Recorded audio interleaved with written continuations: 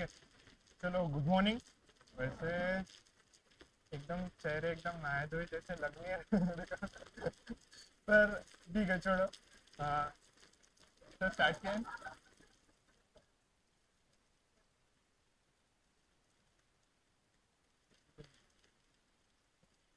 मैं चालू झालं आहे ना, स्क्रीनच्या वर तर नाही जात आहे असं वाटतंय मला. थोडं खाली.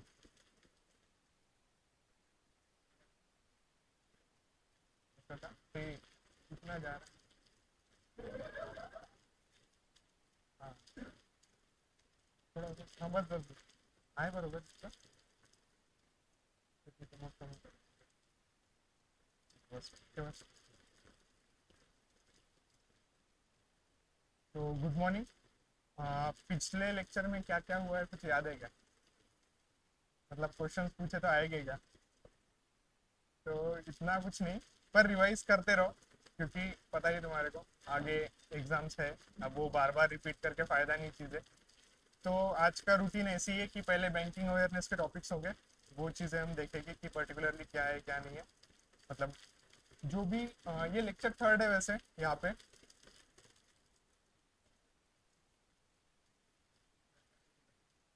तो ये लेक्चर थर्ड है, गलती से मैंने सेकंड लिखा है। तो आज का लेक्चर थर्ड है। जो आज आज फर्स्ट किसका लेक्चर है वैसे? पहला दिन है किसी का आज के लेक्चर में? तुम्हारा पहला दिन है? पहले भी आया? तो मैं ये बोल रहा था कि पहले बैंकिंग अवेयरनेस के टॉपिक्स देखेंगे। उसके बाद में फिर वो मैंने पिछले बार जो चालू किया था, गर्ल्स वर्सेस बॉयज क्विज, वो होगी इस बार भी। तो फिर थोड़ा ज़्यादा अटेंटिव रहो। इस बार थोड़ा चेंज ऐसा है उसमें कि मैं शायद किसी को भी बुला लूँ, लड़कों में से और लड़कियों में से भी। तो थोड़ा सा अटेंटिव रहो क्लास में, बेटर रहेगा। मतलब थोड़ा सा एक बताना चाहता हूँ कि पिछले बार एक ऋषिकेश नाम के लड़के यहाँ पे आए थे, और एक खुशी नाम की लड़की आई थी। मुझे पता नहीं आज आए, तो मुझे उनके नाम ध्यान है एट दी एंड। तो ऐसा थोड़ी सी इज्जत मिलती क्लास में, नाम पता है तुम्हारे, तुम नहीं कुछ तो 50-60 तो हो गए कम से कम क्लास में। तो ठीक रहता थोड़ा सा। तो आज पहले ये वाले टॉपिक देखते, फिर आगे देखते कैसी चीज़ें प्रोसीड होती है धीरे धीरे। मैम आपको वहाँ से दिखाई देगा क्या? मैम, दिखाई देगा आपको वहाँ से? थोड़ा सामने आ जाना अगर किसी को नहीं दिखाई दे रहा होगा तो। ठीक है। और थोड़ा जल्दी आया करो, मैं 10:15 तक चालू कर देती जाऊँगा क्लास वैसे भी। तो हम पर्टिकुलरली मैं ये बताना चाहता हूँ कि अभी तक है ना, मैं तुम्हें कहा ना कहा एक, क्या बोल सकते हैं, हमें एक अप्रोच बताना चाहता था कि ये सब्जेक्ट कैसे प्रोसीड करना चाहिए, कैसे इस चीज़ को अच्छे से कर सकते हैं। पर आपने देखा क्या कि अभी 2 वीक से मैं सिर्फ बैंकिंग अवेयरनेस के टॉपिक्स ले रहा हूँ। पर तुम्हारा जो जनरल अवेयरनेस का पेपर आएगा मेंस का, उसके अंदर बाकी बहुत सारे टॉपिक्स हैं, सिर्फ बैंकिंग अवेयरनेस नहीं है। उसमें नेशनल है, इंटरनेशनल न्यूज़ है, बाद में स्पोर्ट्स है, अवार्ड्स है, बाकी सब चीज़ें हैं। पर मेनली जो फोकस होता है वो होता है रैंक्स वगैरह पे, अपॉइंटमेंट्स, डिसअपॉइंटमेंट वगैरह बाकी चीज़ों पे। तो हम ऐसा करना, मेरा ऐसा बोलना है कि आप संडे को आ सकते हो क्या क्लास के लिए? क्योंकि आ सकते हो तो बेटर रहेगा। मतलब संडे मतलब मैं सैटरडे भी लूँगा और संडे भी लूँगा।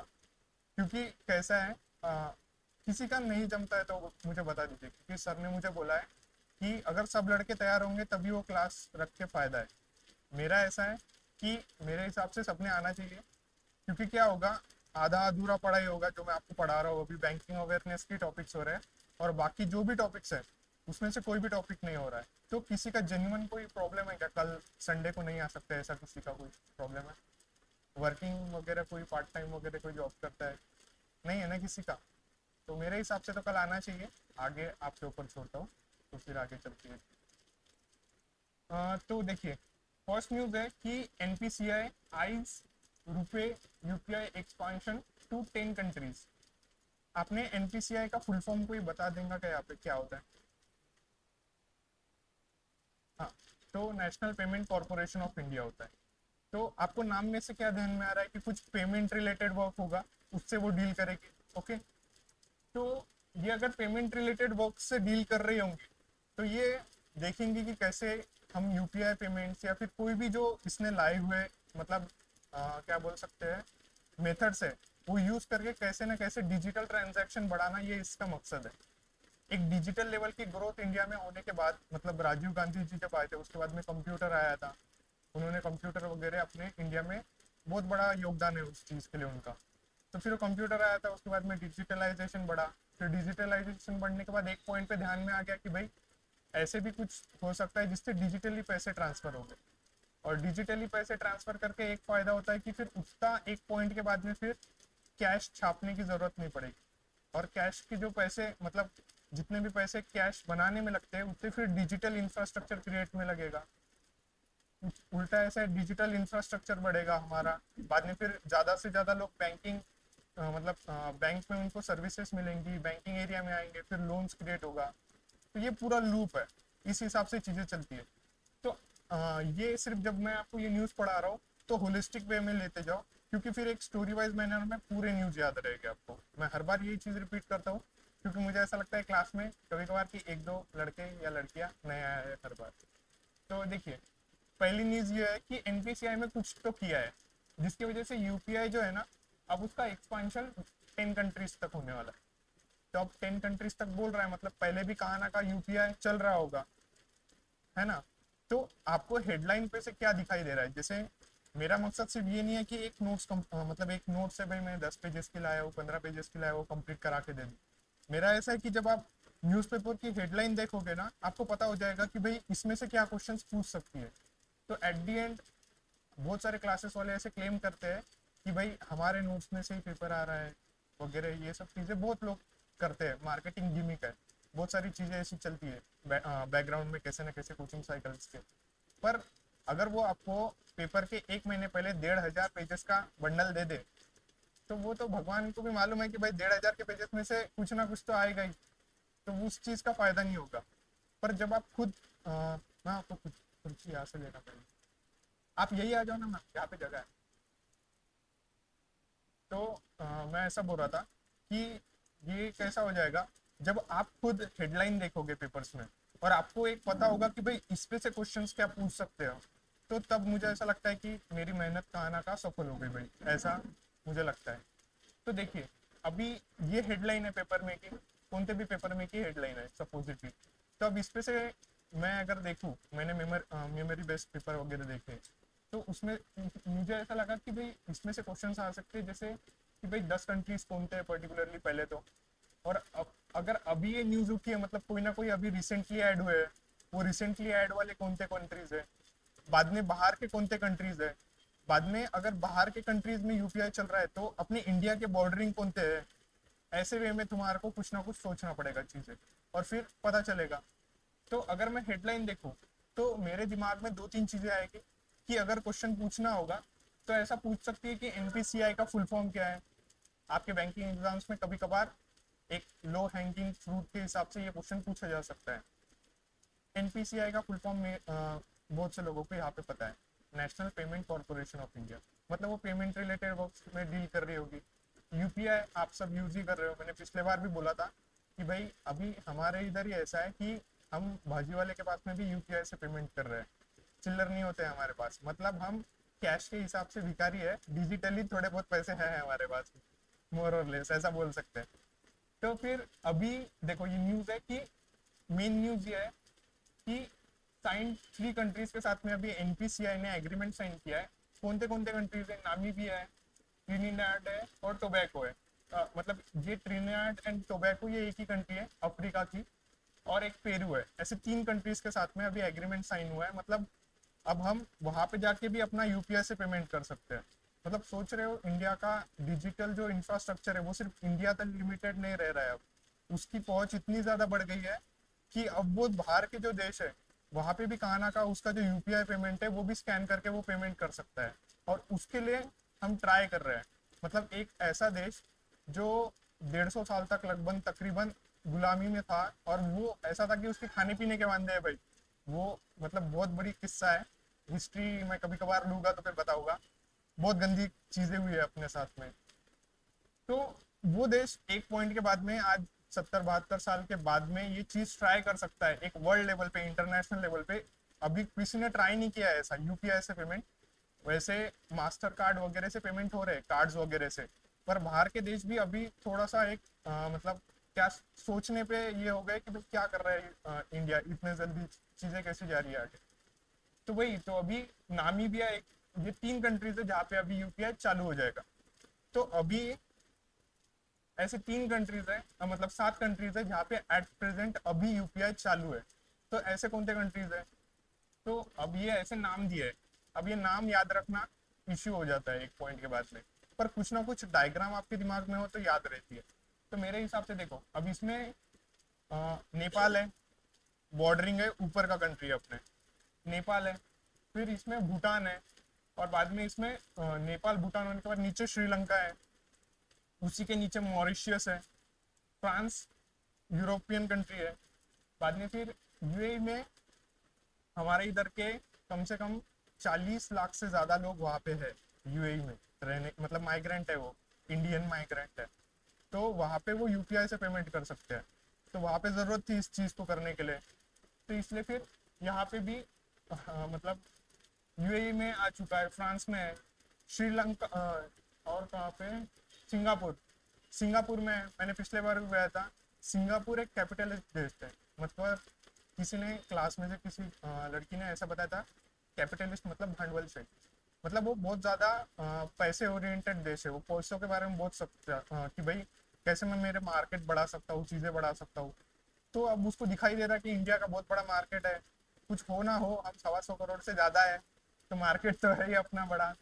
तो फिर उनको वो चीज़ें दिखाई दे रहा है, तो उन्होंने यूपीआई पेमेंट वहाँ पे चालू कर दिया।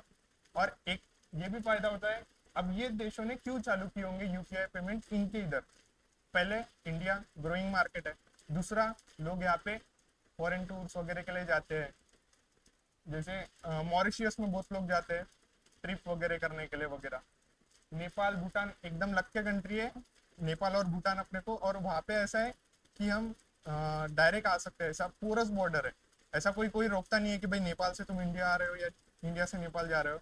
इतना ज़्यादा सिक्योरिटी हाई नहीं है उधर। जैसे तुमने सीमा और सचिन का देखा ही होगा, वो नेपाल से आई थी बहन, तो वो नेपाल से आई है एट दी एंड। तो मैं वही बोल रहा हूँ कि बहुत पोरस बॉर्डर है। अब वो फिर इतना पोरस बॉर्डर है कि फिर चला लो भाई, चीजें चलेगी एट दी एंड। तो उस वे में याद रखो कि कौन से देश है। समझो ये इंडिया का मैप है, मैं आपको बना के दिखाता हूँ।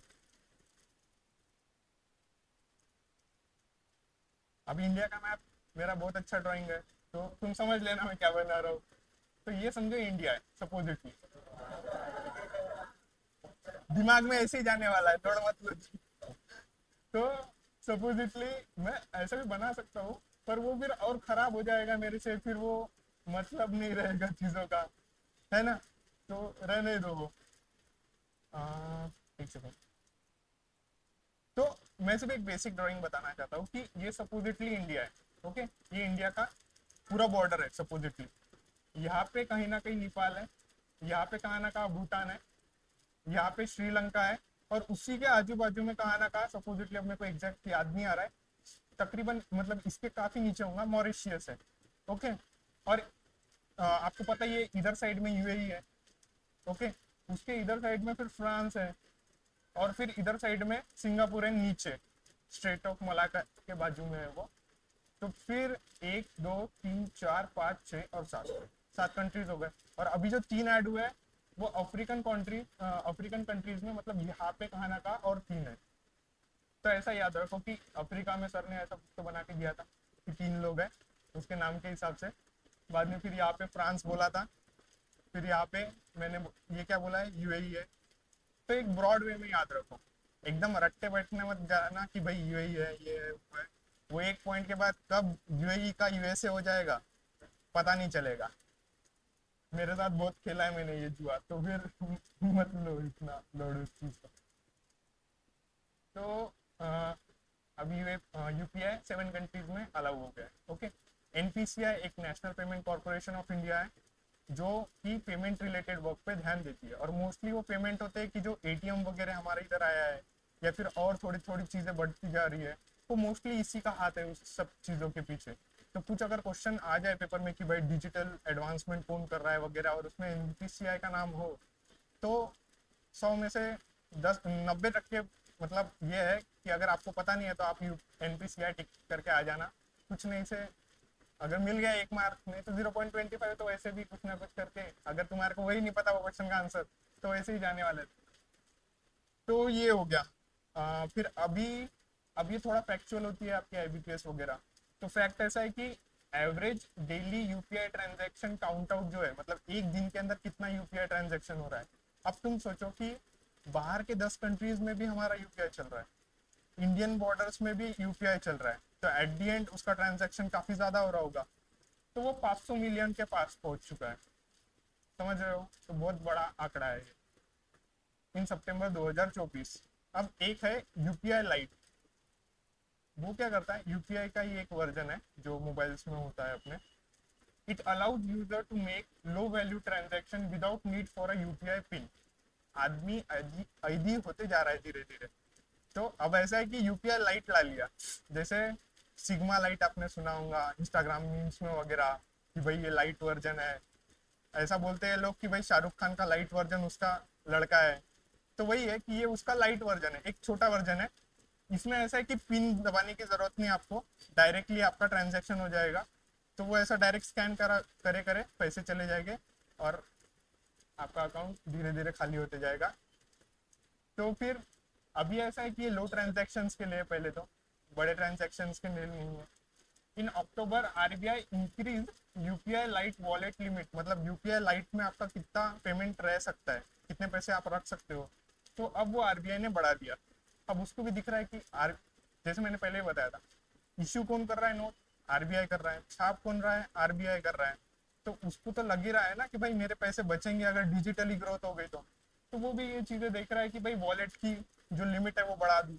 तो फिर उसके लिए वो पर ट्रांजेक्शन कैप जो है, मतलब हर एक पर ट्रांजेक्शन कितने हो सकते हैं, तो 2 रुपीज 1000 कर दिया है उसने। पहले 500 ही रुपये था, 500 रुपये ट्रांसफर हो सकते थे, अब 1000 कर दिया उसने। ये याद रखो, ये मेन पॉइंट है विथ पर ट्रांजेक्शन कैप। ऐसा मतलब ये चीज है, ऐसा छोटी मत समझना, क्योंकि क्वेश्चन जब आएगा ना, तब आप 1000, 500, 800, किसी 100 रुपये कंफ्यूज हो जाओगे कि पर्टिकुलरली क्या आंसर है। तो उस वजह से ये चीज याद रखना। बाद में ओवरऑल जो वॉलेट लिमिट है, 5000 रुपये उसमें डाल सकते हो वॉलेट के अंदर आप, और फिर ट्रांजेक्शन चलते रहेगा। ऐसा जैसे एक आंधी की अगर 20,000 पेमेंट है तो उसका 25% वो अकाउंट में जा सकता है। ऐसे वे में भी याद रख सकते हो। या फिर ब्रॉडली अब ये छोटा सा है फैक्ट, तो रट्टा ही मार लेना, इतना कुछ है नहीं है।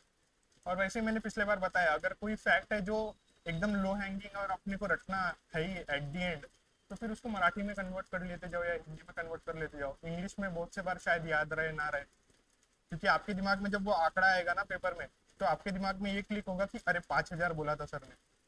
तो 5000 आएगा, 5000 का अगर 500 हो सकता है, 50,000 हो सकता है, कुछ ना कुछ आपके दिमाग में खेल कर सकता है दिमाग, पर ये नहीं करेगा। अब एनपीसीआई का हेडक्वार्टर ऑब्वियसली मुंबई में होगा।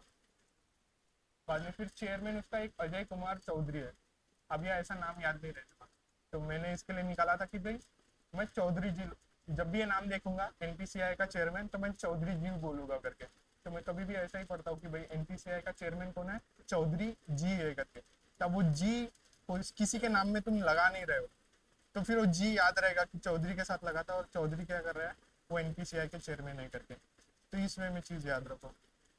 अब ये 2008 में आया था, मैंने बताया कि धीरे धीरे जब डिजिटल ग्रोथ होना चालू हुई और फिर चीजें ये सोची गई कि भाई ऐसी कोई मतलब कॉरपोरेशन होना चाहिए जो पेमेंट रिलेटेड वर्क पे ध्यान दे। ओके, तो ये पहला न्यूज था और काफी इंपॉर्टेंट है। इसमें से अब 2-3 क्वेश्चन मेरे हिसाब से पूछे जा सकते हैं। अब मैंने जो पहले हेडलाइन पे से जो आपको बताया था कि भाई 7 कंट्रीज कौन है, 3 कंट्रीज कौन अभी न्यूली एडेड है, ये वाला सिर्फ हेडलाइन पे से था। पर अंदर जाने के बाद आपको पता चल रहा है कि भाई अभी डेली ट्रांजैक्शन 500 मिलियन तक पूछे हैं। ये इतना इंपॉर्टेंट नहीं है मेरे हिसाब से, डेली वाला नहीं पूछने वाले, क्योंकि ये डेली तो चेंज होते ही रहेगा एट दी एंड, आपकी एग्जाम जब तक होगी। तो डेली याद मत रखो, पर ये रखो कि यूपीआई लाइट में अभी विदाउट, यूपीआई लाइट क्या है जिसमें कोई पिन डालने की जरूरत नहीं है। दूसरा, उसमें पहले 1000 रुपए तक ट्रांजैक्शन, पहले 500 तक हो सकते थे, अब 1000 तक हो रहे हैं। बाद में फिर वो वॉलेट की लिमिट अब बढ़ा दी है, पहले 2000 तक जाता था, मतलब 2000 तक अपने को चूना लग सकता था, अब 5000 का भी चूना लग सकता है। तो उस वे में याद रखो, चीजें याद रही। फिर बाद में ये पेटीएम, सेकंड न्यूज है, सेकंड न्यूज पे से देखते हैं। मुझे कोई बताओ कि इस पे से एक सेकंड, चलो एक बार अपन और खेलेंगे, फिर मैं आपको हेडलाइन दूंगा और फिर आप सोचना कि क्या क्वेश्चंस बन सकते हैं, मतलब आपका धीरे धीरे वो चीज़ भी चेक हो जाएगा कि कैसा हो रहा है। तो पेटीएम ने भी अब क्या किया, यूपीआई जो है ना वो ग्लोबल कर दिया। अब पेटीएम पहले यूपीआई था, यूपीआई 10 कंट्रीज में अभी आने वाला है, साथ में है 3 में आने वाला है, अब एग्रीमेंट हो गया है। पर पेटीएम ने क्या करा, अब पेटीएम भी ग्लोबल होना चाहता है। मतलब अभी जो यूपीआई चल रहा है वो फोन पे से चल रहा होगा मे बी, मेरे को एग्जैक्टली नहीं पता किससे चल रहा है, पर यूपीआई से ट्रांजैक्शन हो रहा है, वो एक मीडियम है। अब वो कौन सा प्लेटफॉर्म यूज कर रहे हैं उसके लिए, फोन पे गूगल पे, वो अपने को नहीं पता है, मेरे को भी एग्जैक्टली नहीं पता, मुझे अभी क्लिक हुआ कि वो शायद मैंने देखना चाहिए था, मैं अगले बार बता दूंगा। तो अभी पेटीएम भी क्या करने वाला है, पेटीएम खुद भी एक प्लेटफॉर्म बोल के यूपीआई ट्रांजेक्शन का, अब ग्लोबली मतलब उससे भी ट्रांजेक्शन हो सकेंगे। तो उसने क्या किया फिर कि यूपीआई भाई अब तुम ग्लोबल लेवल पे भी यूज कर सकते हैं मेरे ऐप के थ्रू। तो फिर अब वो इंटरनेशनल लोकेशन कौन थे जहाँ पे पेटीएम चलेगा, तो वो भी यही है, UAE, Singapore, France, Mauritius, Bhutan and Nepal. अब जो अटेंटिव था क्लास में उसको पता है कि एक कंट्री कोई ना कोई बचा है, तो वो एक कंट्री कौन है, श्रीलंका बचा है। बॉर्डरिंग कंट्रीज कौन सी है जहाँ पे यूपीआई चल रहा है, हाँ हाथ खड़े करके एकदम, हाँ रुक जाओ यार, तुम हमेशा ही तुम दोनों ही जा रहे। हाँ बोल भाई। हाँ तो ये 3 है। तो फिर ये आसपास के कंट्रीज है या एशियन कंट्रीज है वगैरह भी ऐसे बोल सकते हैं, एशियन सिंगापुर भी आएगा वगैरह भी, थोड़ा याद रखना।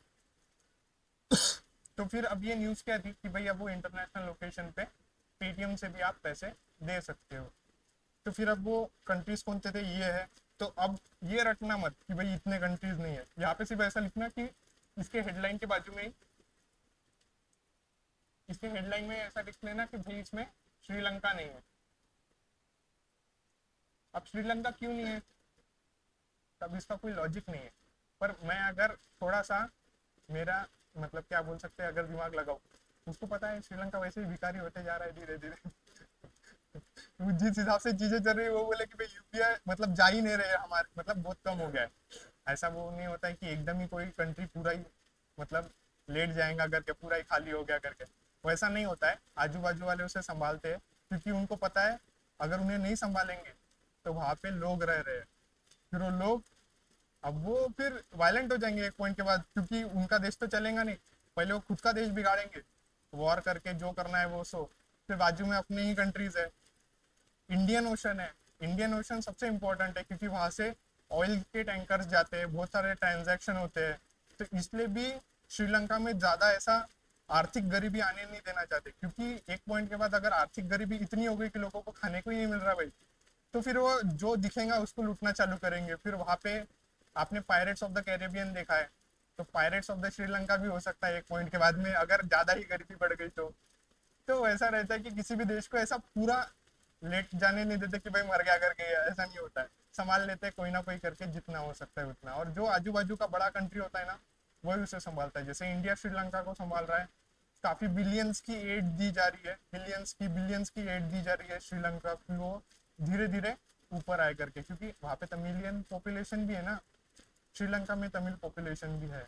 वो नीचे वाले उधर भी गए थे श्रीलंका वाले, मतलब वो नीचे वाले जो थे ना अपने तमिलियन कंट्रीज के, वो उधर भी तमिलियन स्टेट्स के वो उधर भी गए। तो फिर ये बेसिकली ऐसा था।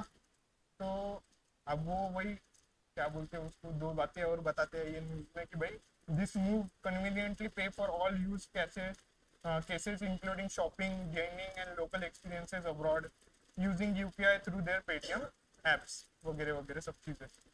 तो ये है। अब नेक्स्ट न्यूज देखते हैं, दो न्यूज खत्म हो गया।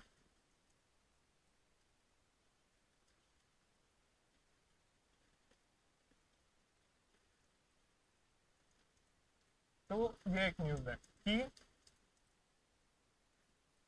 क्या वो,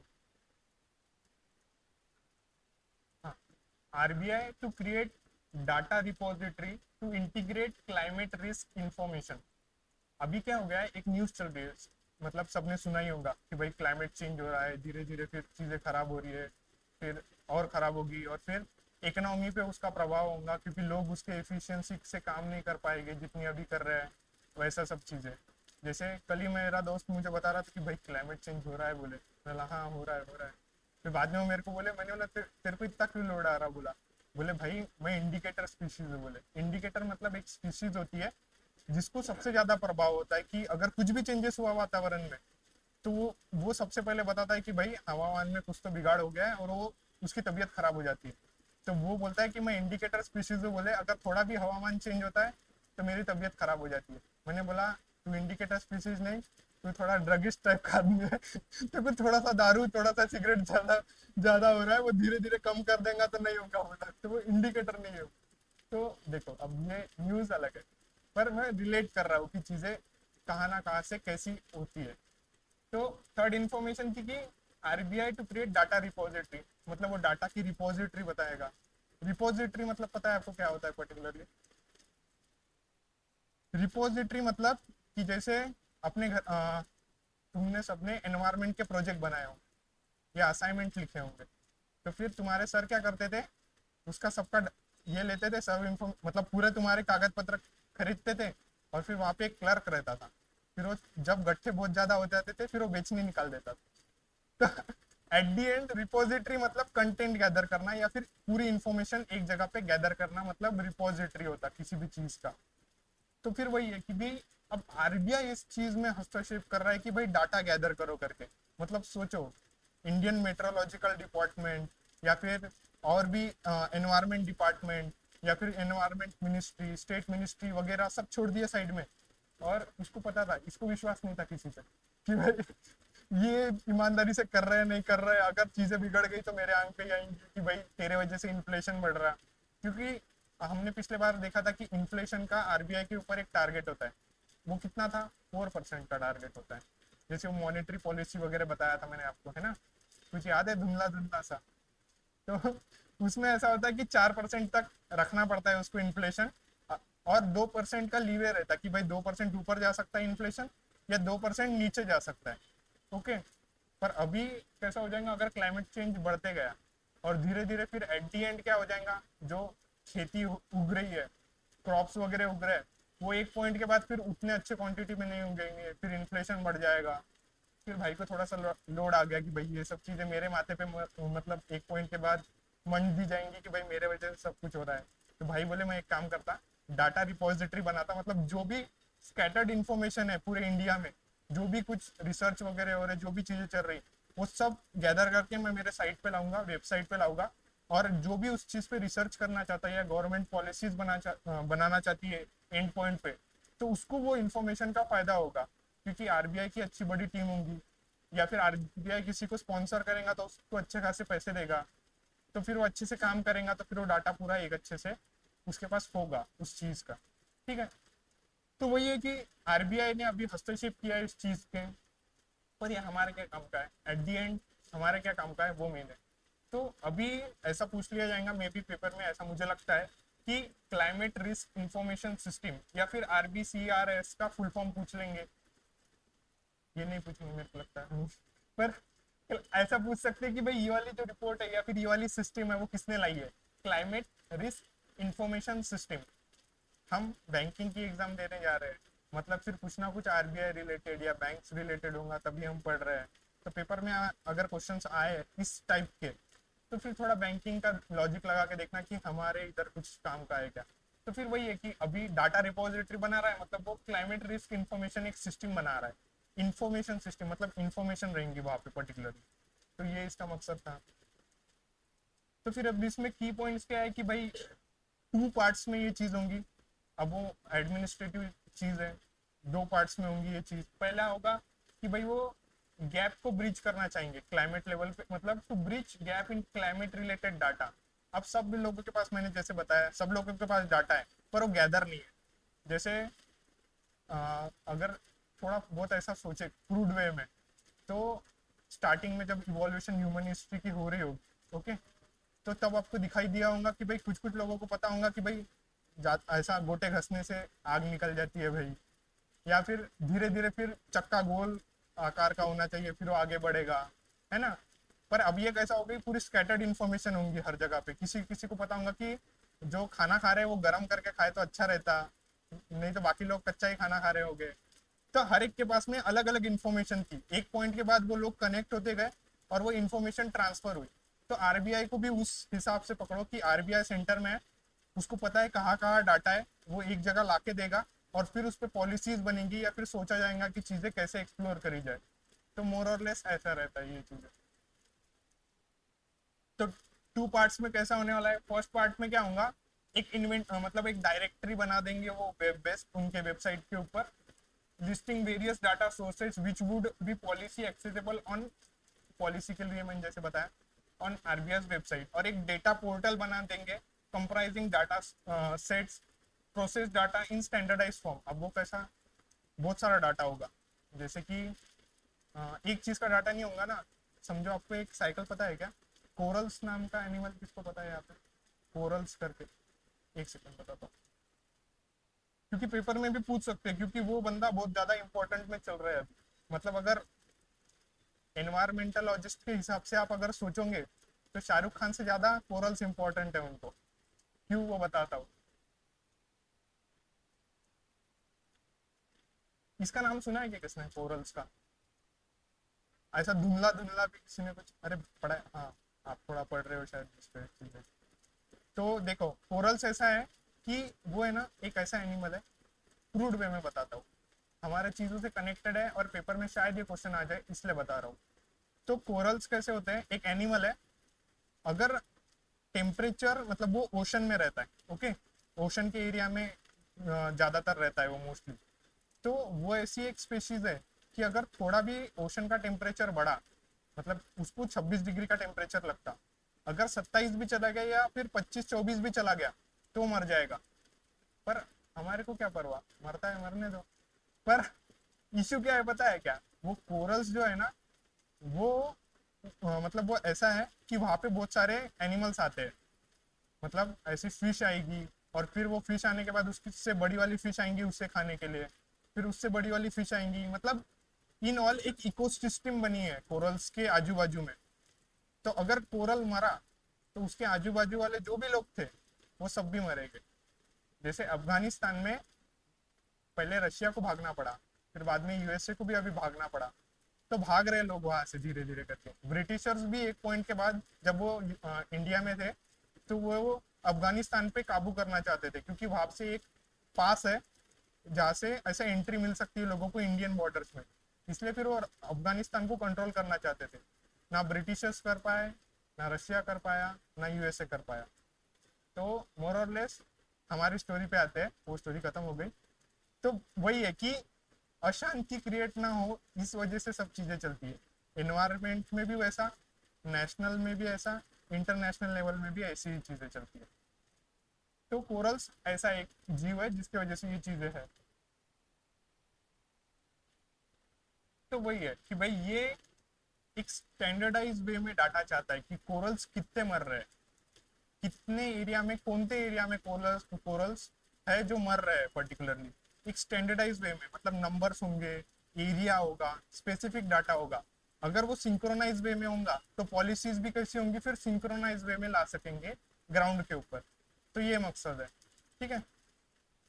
अब नेक्स्ट न्यूज देखते हैं, मैं पानी पी लेता हूँ। तो हेडलाइन लिख के मेरे को बताओ क्या दिखाई दे रहा है, मतलब क्या समझ में आ रहा है। छोड़ो यार, क्या ही देख लोगे तुम, ये बताओ।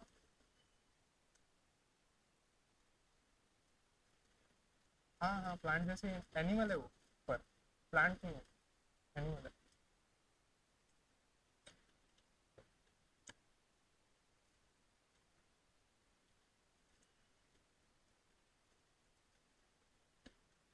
उसके आजू बाजू में एनिमल लिखा होगा, कोरल एनिमल।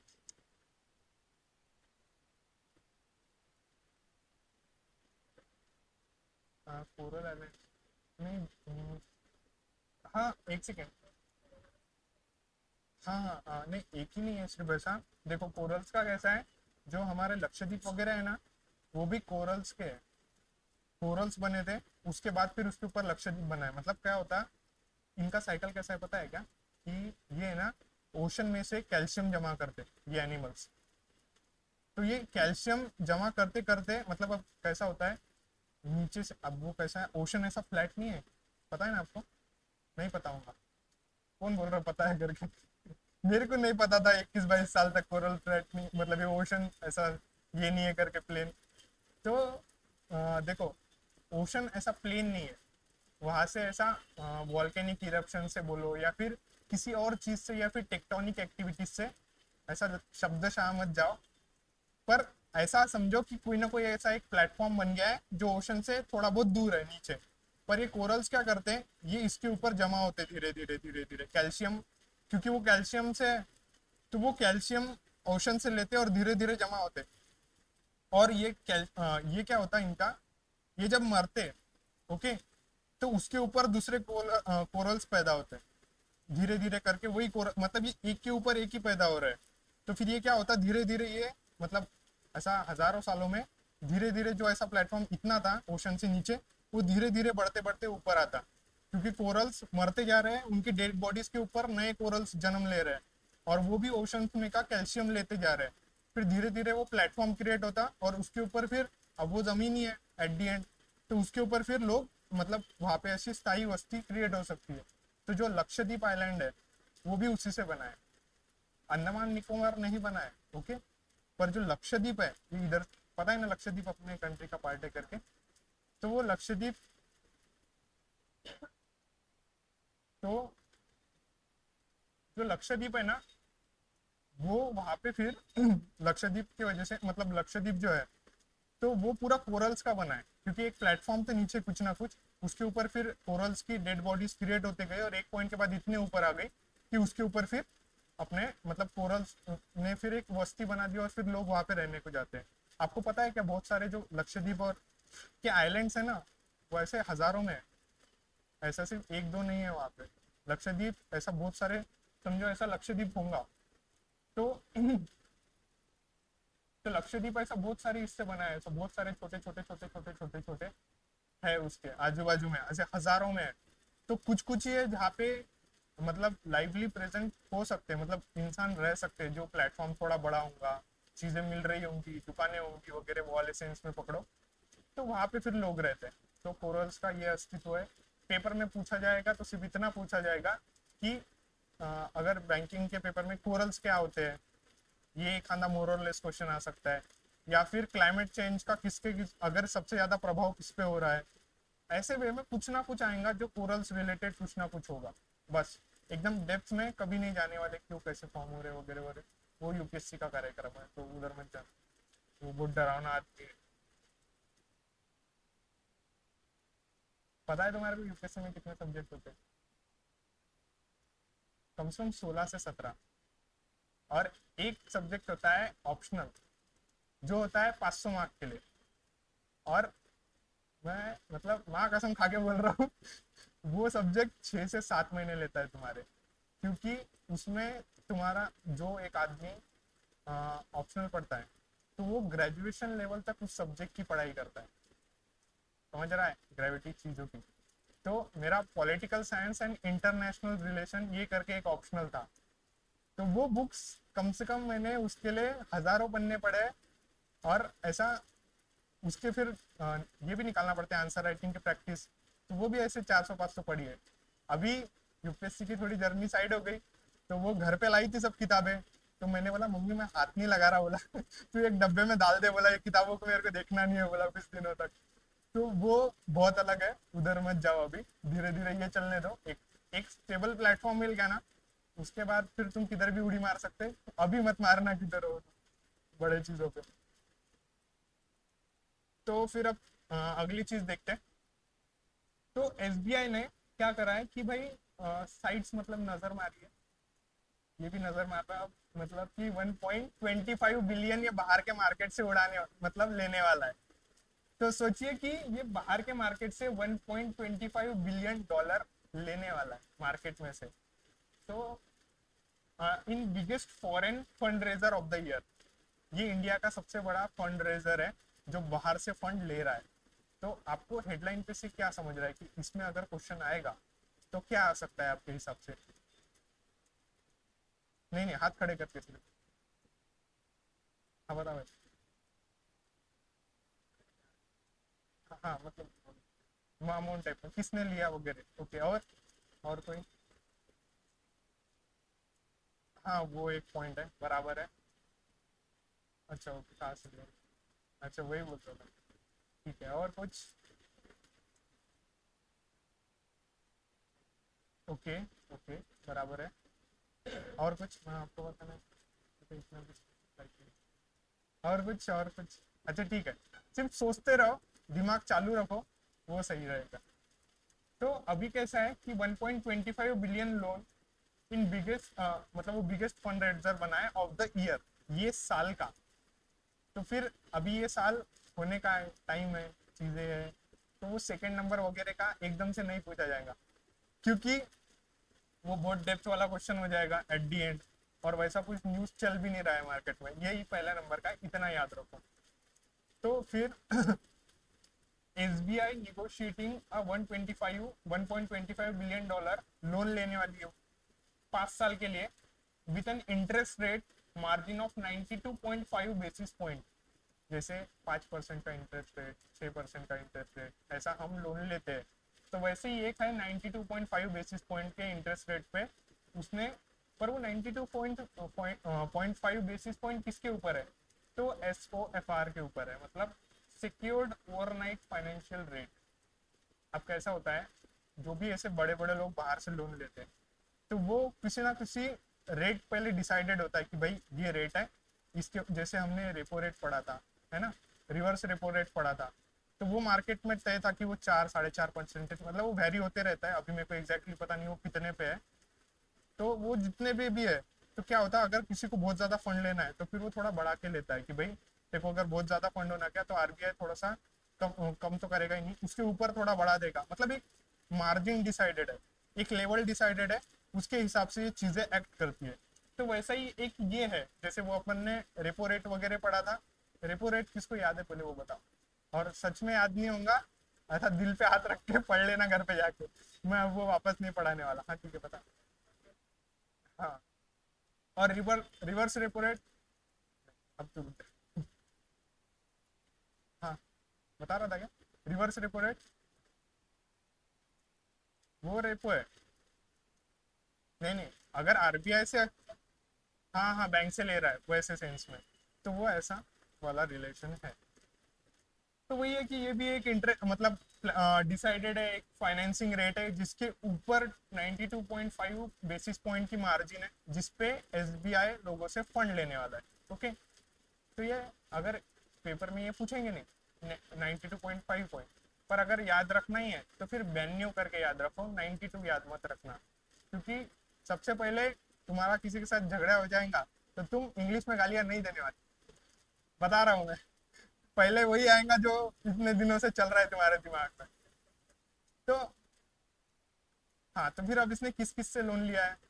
तो इसने सिटी बीसी से लिया है, जो एक चाइना की बैंक है, एक HSBC से होल्डिंग से लिया है, और बाद में फिर एक टेपाई फ्यूबोन बैंक है वहां से लिया है, और ये ताइवान की बैंक है। ऐसा कुछ कंट्री के नाम याद रखना कोई जरूरत नहीं है, पर ये बैंक्स के नाम याद रखना बहुत जरूरी है, क्योंकि पूछ लिया तो बता नहीं सकते।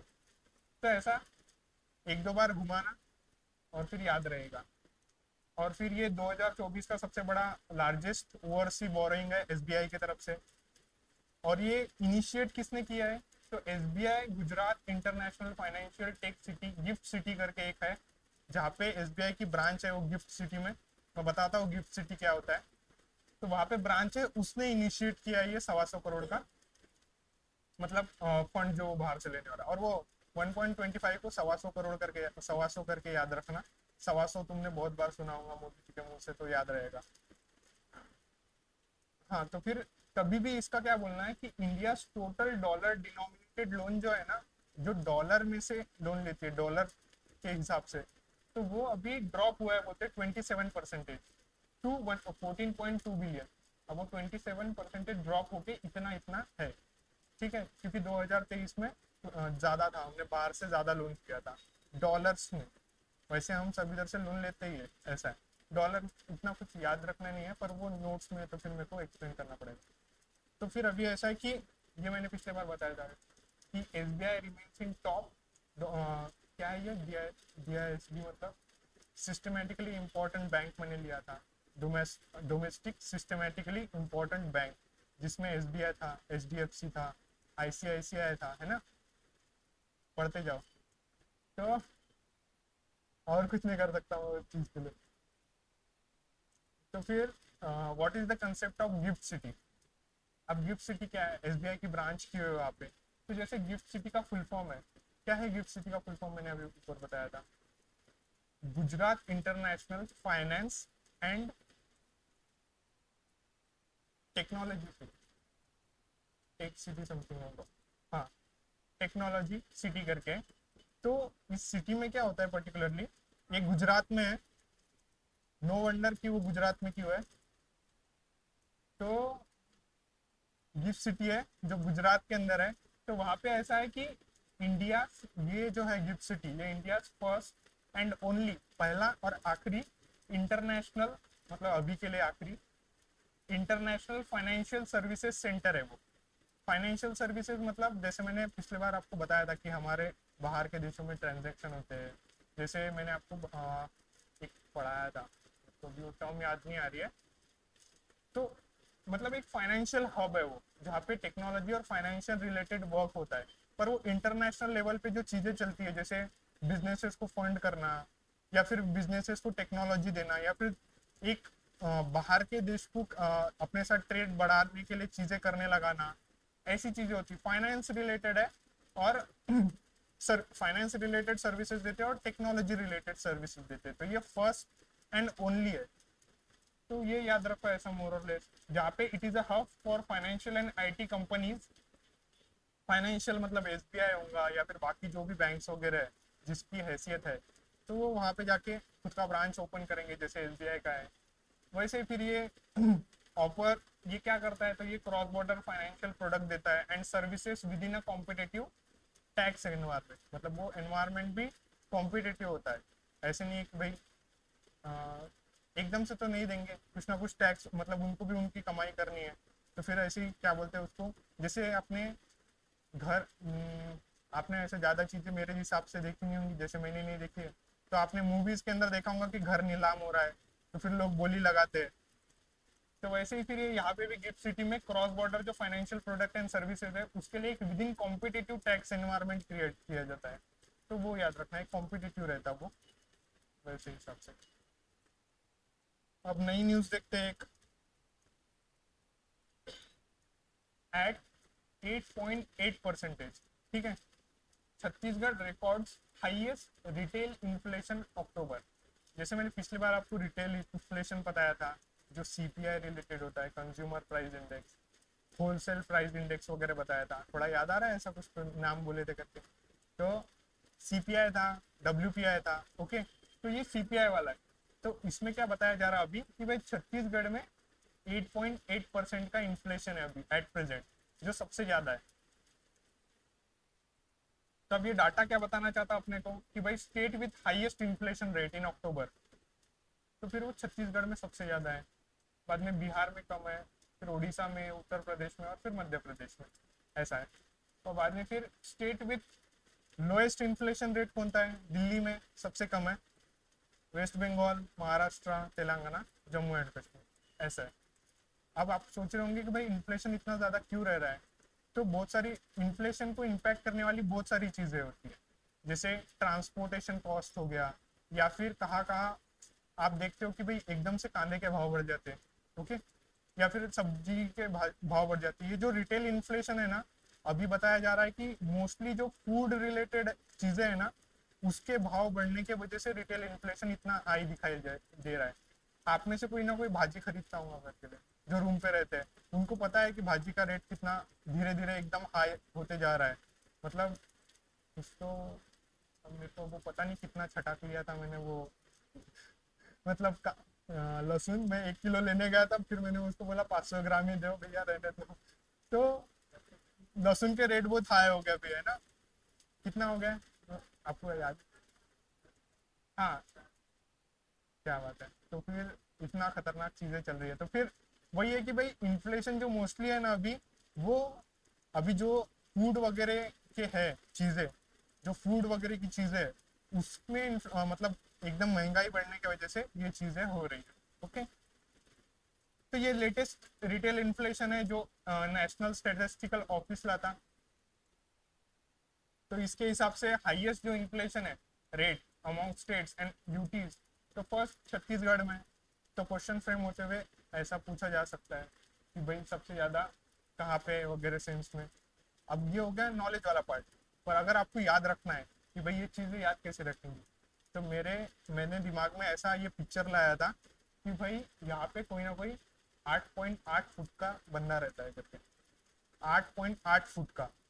और जब आप छत्तीसगढ़ का एक बार मैप देखोगे और आपको वो मतलब दिख जाएगा कि भाई इंडिया के यहाँ या मध्य प्रदेश के बाजू में छत्तीसगढ़ है करके, तो जब भी आप छत्तीसगढ़ देखोगे ना और दिमाग में लाओगे कि 8 फुट 8 इंच का बंदा वहां पे रहता है, तो आपके दिमाग में छत्तीसगढ़ हमेशा इम्प्रिंट रहता है। फिर आप ऐसा सोच रहे होंगे सर फर्स्ट ही है ये, सेकंड नंबर का भी पूछा जा सकता है। तो फिर ऐसा सोचो 7.8 फीट का वहां रहता है, तो फिर चीजें याद रहेगी मोर और लेस कुछ ना कुछ। अगर वो हमारी हैसियत में नहीं है तो उसको अपने हैसियत में लाके ही चीजें याद रखो, क्योंकि वो चीज का परवाह नहीं है कि वो कितना क्या बोलते हैं नॉलेजेबल बात बोल रहा है, पर अपने दिमाग में कैसा जा रहा है, बस वो चीज पे इंपॉर्टेंस रख के फायदा है। तो फिर वही है कि छत्तीसगढ़ में सबसे ज्यादा है, सेकंड नंबर पे बिहार है, फिर थर्ड नंबर पे उड़ीसा है, फिर चौथे नंबर पे उत्तर प्रदेश है। बाबा आने के बाद में थोड़ा कम होते जा रहा है वहाँ इन्फ्लेशन। तो फिर दिल्ली सबसे कम है, वो याद रखना। वहां पे भी सोच लो एक 4 फुट का आदमी रहता है करके, तो याद रहेगा। फिर अब रिटेल इन्फ्लेशन सर्ज टू 6.2% इन अक्टूबर 2024, जो 14 मंथ के हाई। अब इस चीज को याद रखना, 6.2 याद नहीं रहेगा है ना। तो मैं मेरे पे से बताता हूँ, मेरी 6.1 हाइट है, तो फिर याद रह जाएगा शायद कि भाई 6.2 रिलेटेड समथिंग कुछ तो था। तो फिर उस हिसाब से इस चीज को याद रखो, इतना कुछ इंपॉर्टेंट नहीं है। फिर लोएस्ट इन्फ्लेशन मैंने बताया कहाँ पे है, कैसा है कैसे नहीं है वगैरह। एकदम से क्या हो गया रे भाई, यहाँ देखो। अच्छा, तो हेडक्वार्टर, अच्छा ठीक है, 6.1 मेरी हाइट है और इसका एक होगा कुछ ना कुछ, तो 6 2 हो गए चप्पल पहन के। फिर 6 2 याद रख लेना कि ये ऐसा याद रहेगा। देखो मैं नॉलेजेबल वैसे भी बता सकता हूँ कि 6.2 हो रहा है, पर मेरा ये मकसद है कि तुम्हारे दिमाग में रहे। और मैंने भटक के देख लिया है कि कितने, मैं बहुत ज्यादा ओरिजिन में चले जाता था कि भाई चीजें कितना जा रही है, या फिर कैसे मैं इस चीज को बहुत ऐसा ओरिजिन ढूंढूं इसका, फिर क्यों बढ़ रही वगैरह वगैरह वगैरह। पर उस चीज का फायदा उतना ही होता है कि तुम्हारा टाइम बहुत जाता है, और जो इन्फॉर्मेशन एक बंदा रख के याद कर लेता है या फिर और कोई तिगड़म लगा के, तो उसको भी उतने मार्क मिलने, तुम्हारे को भी उतने, फिर काय को डेप्थ में जा रहे हैं। तो अभी हेडक्वार्टर इसका जो है वो न्यू दिल्ली में है, और चेयरमैन जो है ये राजीव लक्ष्मण करंदीकर है। मेरे हिसाब से तुम इसका चेयरपर्सन भी याद रखो। मैंने इसको थोड़ा सा अभी देखा, तो मैंने इसका कुछ सिनोनिम मतलब कुछ ना कुछ ऐसा रिलेट करने के हिसाब से याद रख, कुछ याद नहीं रखा है। वैसे मेरे को एक क्रूड वे में चीज याद रखी, यहाँ पे कोई रूडीज देखता था क्या? ये देखता था। रूडीज नहीं देखा तुमने? अच्छा ठीक है। रूडीज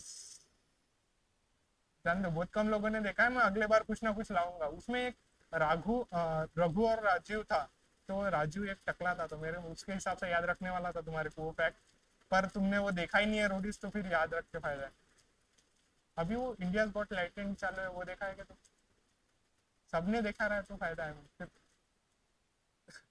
इंडिया गॉट लैटेंट वगैरह कुछ। अच्छा, तुम क्या देख रहे हैं मतलब मेरे को अभी मेरे को कुमकुम भाग्य देखने मत लगाना तुमने, मतलब हो गया जिंदगी सफल मेरी। तो फिर ये वही है कि वो मेरे को राजीव का अभी कुछ है नहीं, पर मैं याद दिला दूंगा तुमको अगले बार, ये न्यूज चलती है क्योंकि नेशनल स्टेटिस्टिकल ऑफिस के चेयरपर्सन कौन है उस हिसाब से। फिर हम नए एक चीज देखते हैं क्या है।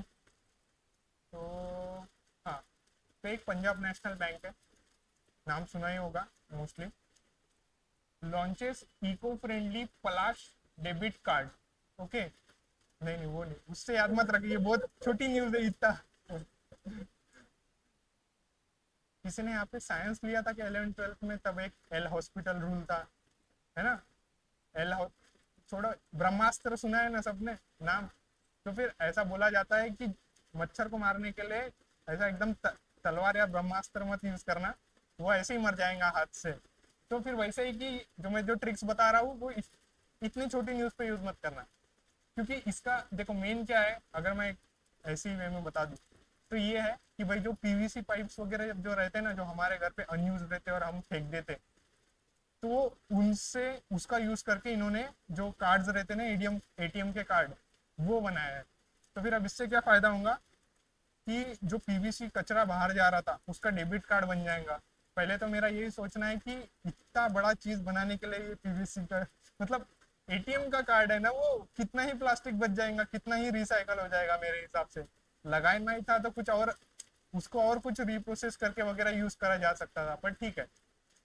अभी उसका यही फैक्ट है कि वो Palash debit card Punjab national bank ने लॉन्च किया है, और वो एक डेबिट कार्ड है, और वो रिसाइकल्ड पीवीसी पाइप्स वगैरह से बनता है, जिससे इको फ्रेंडली वे में चीज़ें चलेगी। और फिर इसके अंदर जो फीचर्स है, ये डेबिट कार्ड जो है उसके अंदर जो फीचर्स रहेंगे ना, वो एक रुपए प्लेटिनम डेबिट कार्ड वेरिएंट के रहेंगे, ये याद रखना। कंफ्यूज करने के लिए ऐसा आ सकता है कि रुपए गोल्ड डेबिट कार्ड वेरिएंट के रहेंगे। तो ऐसा सोचना कि जो प्लास्टिक पीवीसी होता है ना, वो गोल्ड कलर का नहीं होता है, वो वाइट कलर का होता है। तो वाइट प्लेटिनियम से वगैरह थोड़ा सा कंपेयर कर देना, गोल्ड नहीं है, बस इतना याद रखना, प्लेटिनियम है वो। इसका जो हेडक्वार्टर है वो पंजाब नेशनल बैंक का न्यू दिल्ली में है। बाद में उसके एमडी और सीईओ एक अतुल कुमार गोयल है, गोयल जी करके याद रखना। बहुत सारे लोगों को यहाँ पे पंजाब नेशनल बैंक का थोड़ा बहुत देखते होंगे, अच्छी खासी बैंक है वो, एक नेशनलाइज बैंक है। फिर उस हिसाब से गोयल जी करके याद रखना, तो फिर वो चीज़ याद रहेगी। अब इसका नाम है कि भाई the name you can bank upon. तो इसको मेरे हिसाब से ऐसा है कि भाई ये नेशनलाइज बैंक है, तो एट दी एंड वहाँ पे अकाउंट हम खोलने जाएंगे ही जाएंगे, क्योंकि एक इज्जत है उसकी, नेशनलाइज है इसलिए।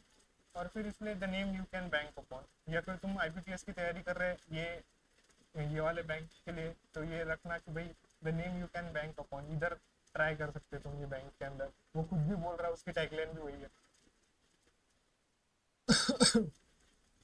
एक नई न्यूज देखते हैं। अभी तक चीजें समझ रही है ना, ऐसा दिमाग में जा रही है ना धीरे धीरे करके। तो फिर अभी हेडलाइन देखो और फिर सोचो कि क्या हो सकता है। वैसे भी क्या बोल सकते हैं, एक आदमी का अटेंशन स्पैन 20-25 मिनट का ही हो सकता है, और हमारा और भी थोड़ा कम है। तो मेरे को पता है कि एक पॉइंट के बाद नजर घूम जाती है और हम चले जाते हैं अपने सफर के और की तरह और दिमाग के अंदर। तो फिर इतना ओके है, पर सिर्फ मैं ट्राई करूंगा कैसे ना कैसे वापस लाने के लिए। तो फिर सोचो कि क्या होगा कि पब्लिक सेक्टर, मतलब पब्लिक सेक्टर जो बैंक है उसने एमएसएमई को क्रेडिट मॉडल, कुछ तो आ रहा है, ये बताओ, सोचो एक बार क्या होगा इसके पीछे। हेडलाइन देख के सोचो क्या क्वेश्चन फ्रेम हो सकते हैं इस पे से।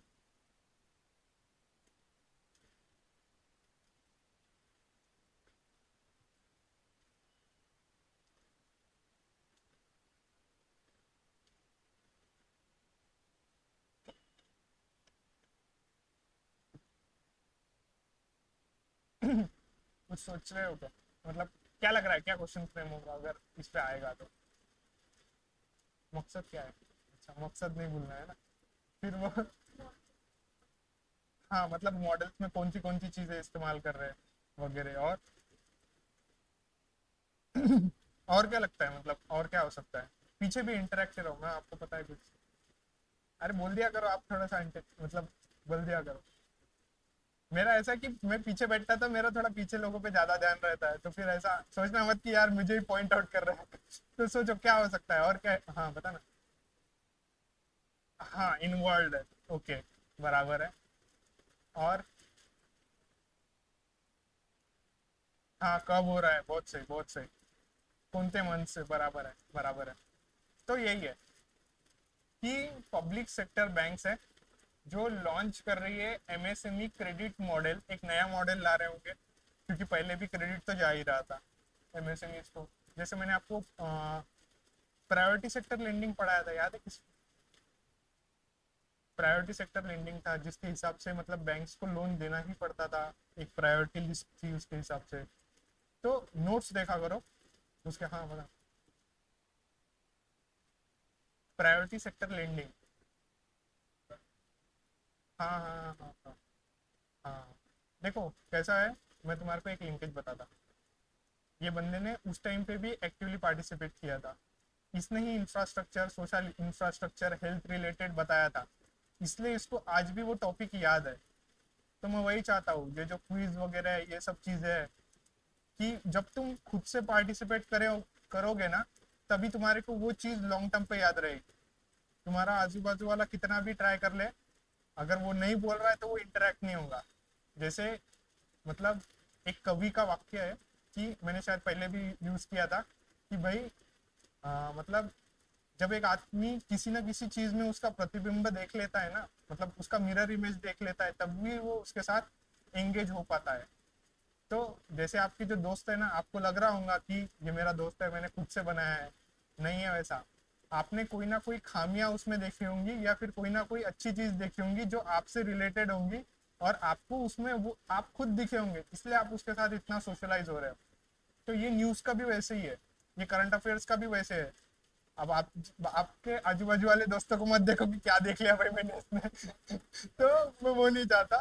पर मेरा ये मकसद है कि वही है एट दी एंड, कि जब तुम एंगेज होंगे ना खुद से, तभी वो चीज अंदर भी एंट्री मारेगी, उसके पहले एंट्री नहीं मारती, कुछ भी कर लो। तो ये पब्लिक सेक्टर बैंक है, जो अभी एमएसएमई का एक क्रेडिट मॉडल लाया है उन्होंने। और वो ऐसा है कि वो नवंबर महीने से लागू होने वाला है, ऐसा समथिंग एक न्यूज है, हेडलाइन है। तो हमें ये देखना पड़ेगा कि भाई पहले तो ये कितना, मतलब क्या मॉडल का नाम क्या है, कौन से बैंक्स ने लाया है, कितना अमाउंट देने वाले हैं, कौन से तारीख से ये चीजें चालू होने वाली, और पहले कौन सा मॉडल यूज करते थे, उसके अंदर क्या रेगुलेशंस थे, और आज के मॉडल में क्या डिफरेंस है, मतलब उस रिलेटेड। तो पहले क्या होता था, ये एमएसएमईज जो थे, उनको लोन कैसे मिलता था पता है क्या? जो भी बैंक के पास वो पैसे मतलब लेने जाते थे, तो उनका ऐसा था कि भाई तुम्हारा मतलब एक्सेल शीट दिखाओ कि तुम पैसे कितने कमा रहे हैं, या फिर तुम्हारे पास एसेट कितने हैं तुम्हारे कंपनी के पास में, उसके ऊपर भाई हम तुम्हारे को लोन देंगे। और बहुत सारे जो एमएसएमईज रहते ना, उनका पेपर वर्क वगैरह नहीं रहता, जो उनका समझो उनकी कोई भी कंपनी का जो नाम होगा वो एकदम ऐसा रजिस्टर्ड नहीं रहता, जो टैक्स भर रही है वगैरह वगैरह। तो अब इसमें क्या होता, जो बैंक वगैरह वाले क्या करते हैं, एक शातिर दिमाग यूज करते हैं कि भाई जो मतलब ऐसे दबे कुचले वाले एमएसएमईज है, उनको फिर लोन ही नहीं देते, क्योंकि उनका कुछ लोगो नहीं रहता, कुछ नाम नहीं रहता, रजिस्टर्ड नहीं रहता, वो टैक्स नहीं भर रहे रहते, या फिर और भी 100 चीजें। तो अभी ऐसा है कि ये जो मॉडल है उसके हिसाब से अगर किसी का डिजिटल फुटप्रिंट है, डिजिटली वो कुछ ना कुछ प्रेजेंट है भाई, एक डिजिटल वे में, कोई एमएसएमई, तो उनको भी लोन मिल सकता। ये बस एक चेंज है। तो मतलब इंदिरा गांधी जी से लेके तो मोदी जी तक, कहाँ ना कहाँ एमएसएमई का फायदा, या फिर मतलब लोगों का जो दबे कुचले लोग हैं उनका फायदा, उसके हिसाब से ही चीजें करी जाती है। अब ऐसा क्यों करा जाता है, जैसे मैंने पायरेट्स ऑफ द श्रीलंका बताया है, तो वही है कि ये हमारे इधर वो चीज ना हो, अस्थाई सिचुएशन कभी ना हो, उस हिसाब से ये हर एक आदमी का मतलब सोच के काम करते हैं। पर वही है कि वो सनी देओल का डायलॉग की तारीख पे तारीख बढ़ते जाती है वो चीज होना तो लाजमी है। पर ठीक है। तो पब्लिक सेक्टर बैंक्स ने क्या किया, एक क्रेडिट रिस्क असेसमेंट मॉडल है वो लाया। वो क्रेडिट रिस्क देखते कि हम जो पैसे इसको देने वाले हैं भाई, उसका रिस्क कितना है, कि अगर वो पैसे चले जाएंगे करके पूरे, अपने को उसका कुछ भी नहीं मिलेगा करके, या फिर क्या कितना रिस्क है भाई हमारे ऊपर। तो एक नया मॉडल लाया उन्होंने, उसके हिसाब से वो एमएसएमई को लोन देंगे। कितना? 25 लाख से 5 करोड़ तक का, ऐसा है। बाद में एम क्या है उनका पर्टिकुलरली, कि भाई जो ट्रेडिशनल मेथड थी जिसमें सिर्फ असेट या टर्नओवर क्राइटेरिया रखा जाता था किसी को लोन देने के लिए, तो वो कहाँ ना कहाँ वो चीज को छोड़ने चाहते हैं। ये एक मकसद था। अब ये मॉडल क्या यूज करता है, the model uses MSME digital footprint, जैसे मैंने आपको बताया, to provide an alternative traditional credit assessment method. वही है, इतना कुछ नहीं है, जिनके पास फॉर्मल डॉक्यूमेंटेशन वगैरह नहीं है उनके लिए है, ऐसा है। तो हम अब ये देखते हैं कि कौन से बैंक है जो कर रहे हैं।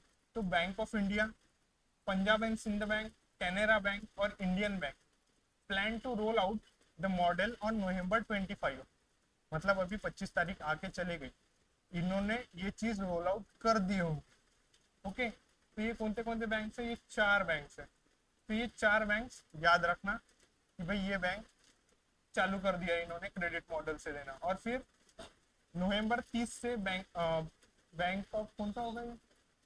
बड़ौदा, बाद में union bank of India, UCO bank and Punjab national bank November 30 से फिर प्लान कर रहे हैं कि भाई हम भी ये चीज रोल आउट करेंगे ग्राउंड पे। ऐसा है। तो अब ये एकदम तारीख याद मत रखना, 5 दिन का डिफरेंस है, एकदम से पेपर में ये नहीं आएगा कि नवंबर 25 को कौन से बैंक थे।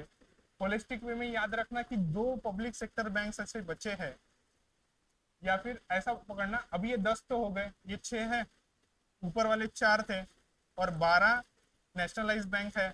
मतलब 2 बचे हो गए जिन्होंने ये रोल आउट या फिर इसके बारे में बात नहीं करी है। तो फिर वो ढूंढना कि वो कौन है, वो याद रखना, क्योंकि ऑप्शंस में वो एक आदमी होगा, बाकी ये 3 लोग होंगे, ये 9-10 में से, और एक को आपको ढूंढना है। तो फिर आपको भेड़िया ही ढूंढना है, बाकी का कोई इशू नहीं रहता। फिर अब ये इंडियन बैंक और एसबीआई जो है to assess loan up to 5 crore through this model. अब एसबीआई बड़ा आदमी है, इंडियन बैंक भी धीरे धीरे बड़ा आदमी बनना चाहता है, तो वो 5 करोड़ तक का लोन देने के लिए चीजें बना रहे हैं कि भाई 5 करोड़ तक मैं लोन कैसे दे सकता हूँ लोगों को। Initially 9 public sector banks including bank of ये to offer loan up to 25 lakh. अरे मतलब वही है ना, पढ़ ही लोगे यार, तो एक्सप्लेनेशन का नहीं है कुछ इतना। तो ये कुछ तो 9 बैंक है जो लोन देने वाले हैं 25 लाख तक, ये एकदम 5 करोड़ का नहीं देंगे। तो फिर 2 ही लोग हैं जो इंडियन बैंक और एसबीआई जो 5 करोड़ तक का लोन दे रहे हैं, और यही है फिर। और ये बैंक ऑफ इंडिया जो है वो 1 करोड़ का लोन दे रही है, बाकी फिर थोड़ा थोड़ा कम। तो फिर ऐसा है। और एक चीज याद रखना कि एमएसएमई का कितना बड़ा शेयर है अपने नेशनल जीडीपी में।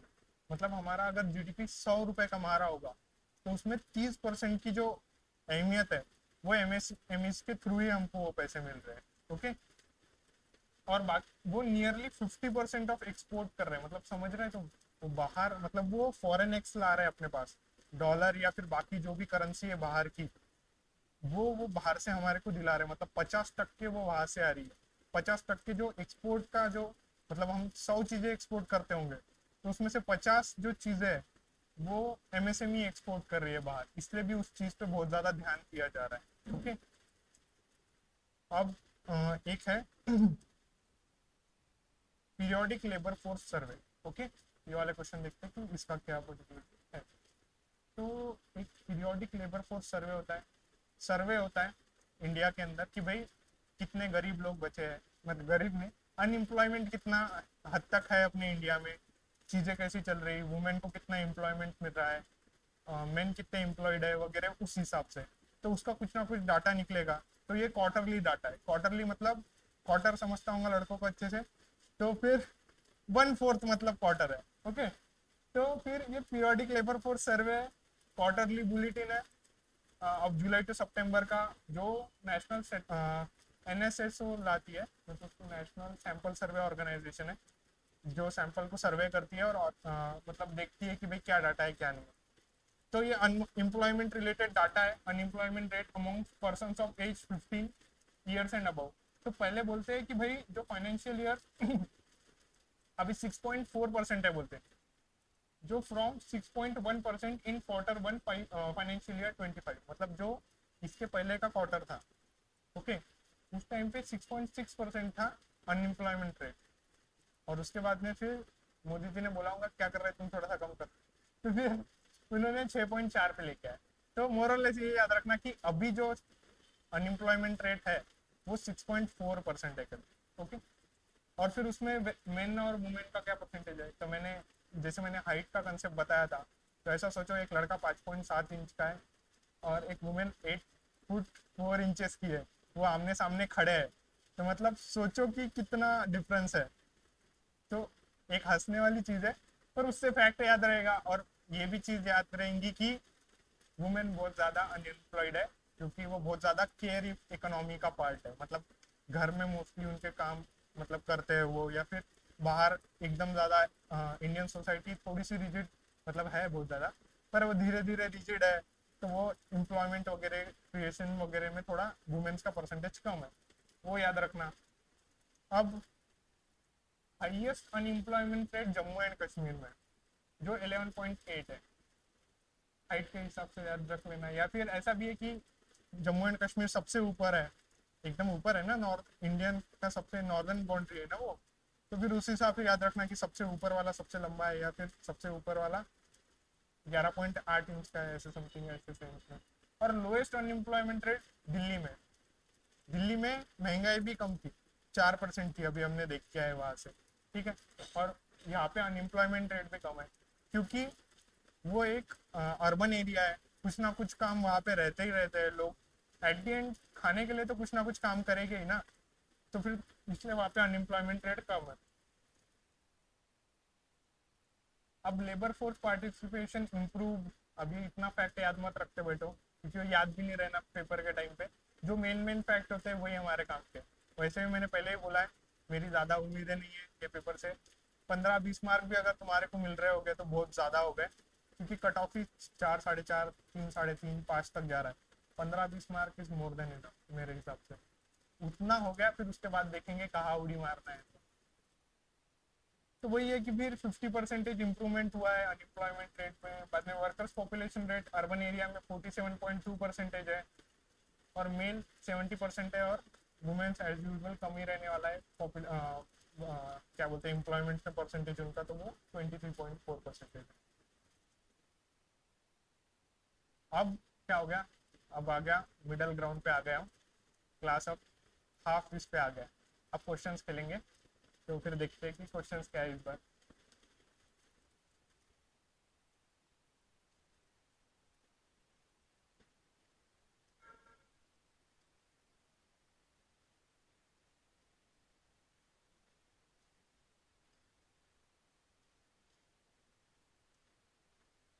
हाँ, तो गर्ल्स वर्सेस बॉयज है, आज किसको आना है बताओ। पिछले बार जो ऋषिकेश था, और इधर से शायद खुशी थे कोई, तो आज किसको आना है। 5 क्वेश्चन है, 5 क्वेश्चन रहेंगे, मैं बता देता हूँ ग्राउंड रूल क्या है, क्वेश्चन क्विज के बता देता हूँ। 5 क्वेश्चन होंगे, 4 मिनट का टाइमर लगेगा, और फिर कोई भी एक लड़का यहाँ से आएगा, और उसके बाद एक लड़की आएंगी, जिनको क्वेश्चंस मिलेंगे और उनको करना है। जिसके सबसे ज्यादा रहेंगे उसको कुछ नहीं, मतलब वही इज्जत बढ़ेंगी थोड़ी सी कि भाई उसने अच्छे से सॉल्व किया, या फिर उसका अटेंशन बढ़ेगा एट दी एंड। मेरा वही मकसद है क्लास में, अटेंशन बढ़े और एंगेजमेंट बढ़े। तो लड़कों में से कौन आना चाहता है बताइए इस बार।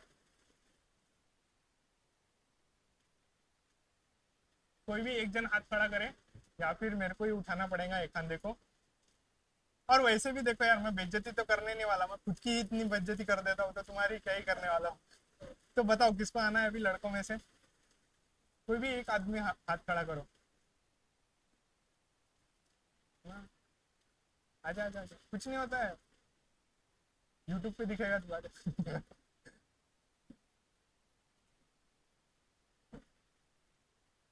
5 क्वेश्चन है, ठीक है। एक सेकंड, एक सेकंड, पेन है क्या किसके पास, मुझे हिंदी।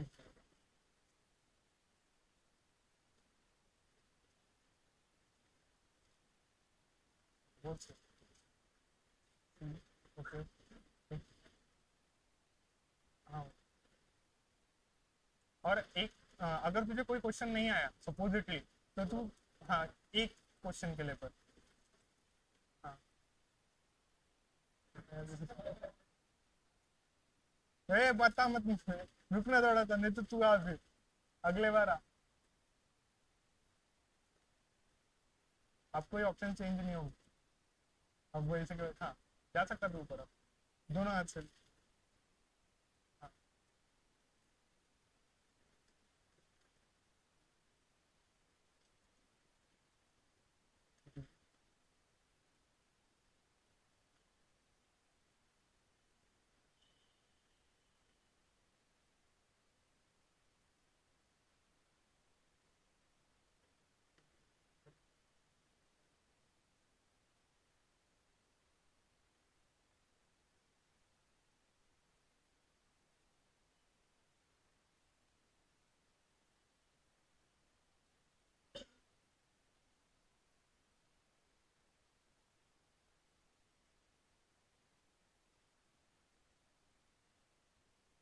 तो फर्स्ट वाला चेंज किया क्या तूने? अच्छा बॉयज, ओके ओके, ठीक है चलो। हाँ अभी इसका लिख लिया है क्या आपने? हाँ 5 ही क्वेश्चन है। वो बी फॉर बॉयज है। हाँ हो गया। अब गर्ल्स में से कोई ना कोई एक आओ।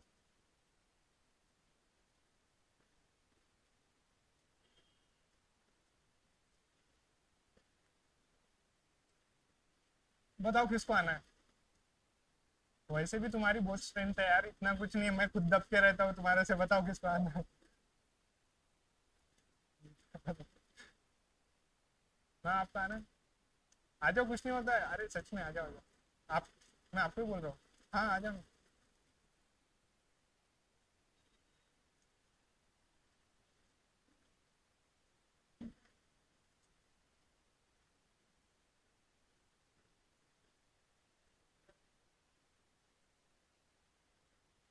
पिछले बार चीटिंग हुआ था।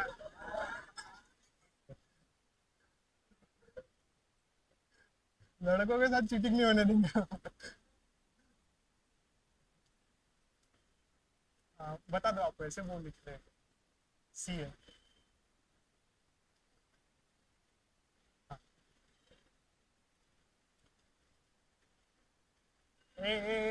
थम थम। आज ये क्या मतलब, दम शरारत कर रहे हैं यहाँ पे। ओए, मैं क्वेश्चन अलग दे दूंगा, मेरे पास और 15 क्वेश्चन है। अच्छा ठीक है, मैं एक और दे रहा हूँ, वो छोड़ दो अब। नहीं नहीं, अब मत लो। सेकंड कैंसिल है, अब मत देना हाँ? क्योंकि उसी के पॉइंट जाएंगे। आवाज।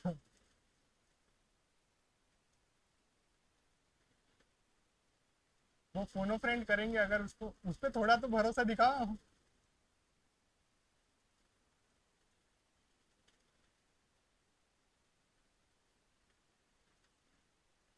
डी है। हाँ डी है, सेकंड थर्ड का डी।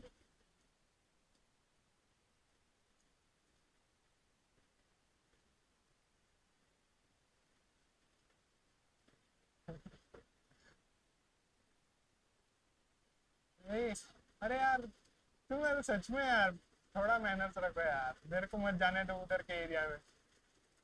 अब वो नहीं है मैम, मैं और एक क्वेश्चन दूंगा आपको नया। मेरे पास 15 क्वेश्चन है, मैं वही बोल रहा हूँ, उधर मत खेलो। मत बताओ वैसे अभी तक क्या। नहीं नहीं नहीं, वैसे नहीं, मेरे पास 2 क्वेश्चन और है। मैं 2 क्वेश्चन और दूंगा, प्लीज बोलो मत। बी है, हाँ ठीक है। फिफ्थ का बी है। फर्स्ट थर्ड और फिफ्थ हुआ था, थर्ड और फिफ्थ हुआ ना। सेकंड और फोर्थ बाकी है, मैं दे रहा हूँ, बताओ आपको दूसरे क्वेश्चन दे रहा हूँ।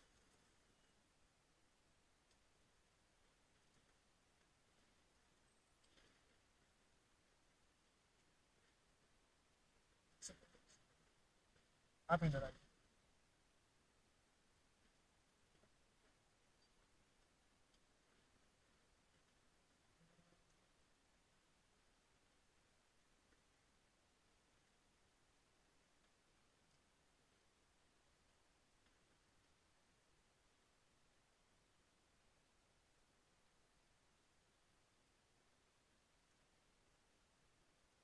इसके अंदर और था अच्छा ओके, हाँ मेरे पास है। Okay okay okay.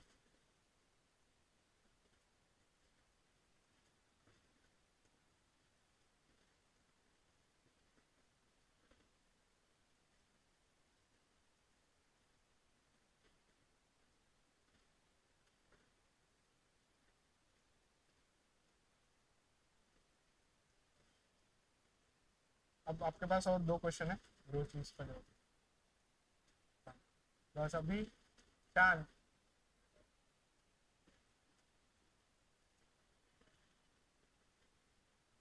ए है।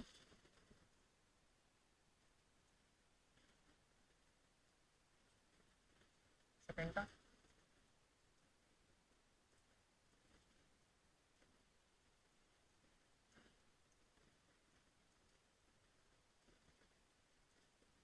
सी है, ओके। सेकंड का सी बोला है हाँ। चांद। ठीक है मैम, हो गए 5। आप जा सकते, थैंक यू। तो देखिए, देखते हैं किसके कितने बराबर है। मैम जो वॉइस का बता दीजिए, एक सेकंड एक सेकंड।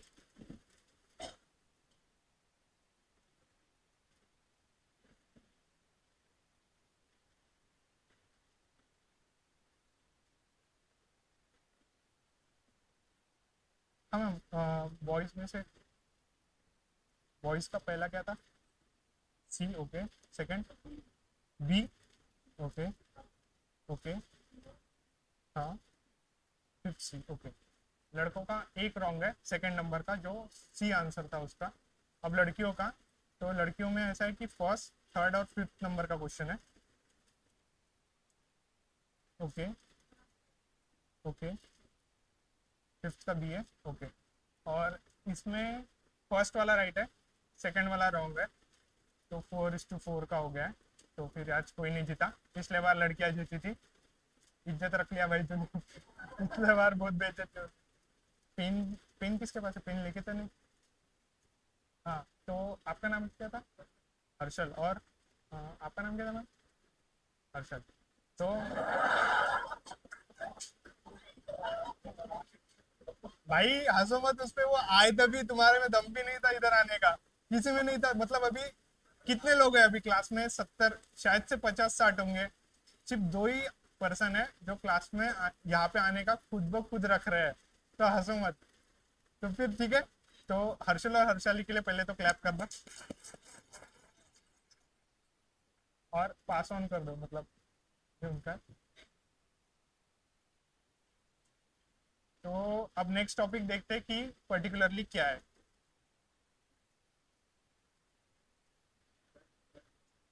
और इसके बाद में एक रैपिड फायर राउंड रहेगा, जो उसके अंदर 8-9 क्वेश्चन रहेंगे। जिसको नहीं बैठना है जा सकता है। इतना कुछ नहीं है कि भाई आओ बैठो। मैं सच में बहुत मेहनत कर रहा हूँ, पर देखो आपके ऊपर है आगे।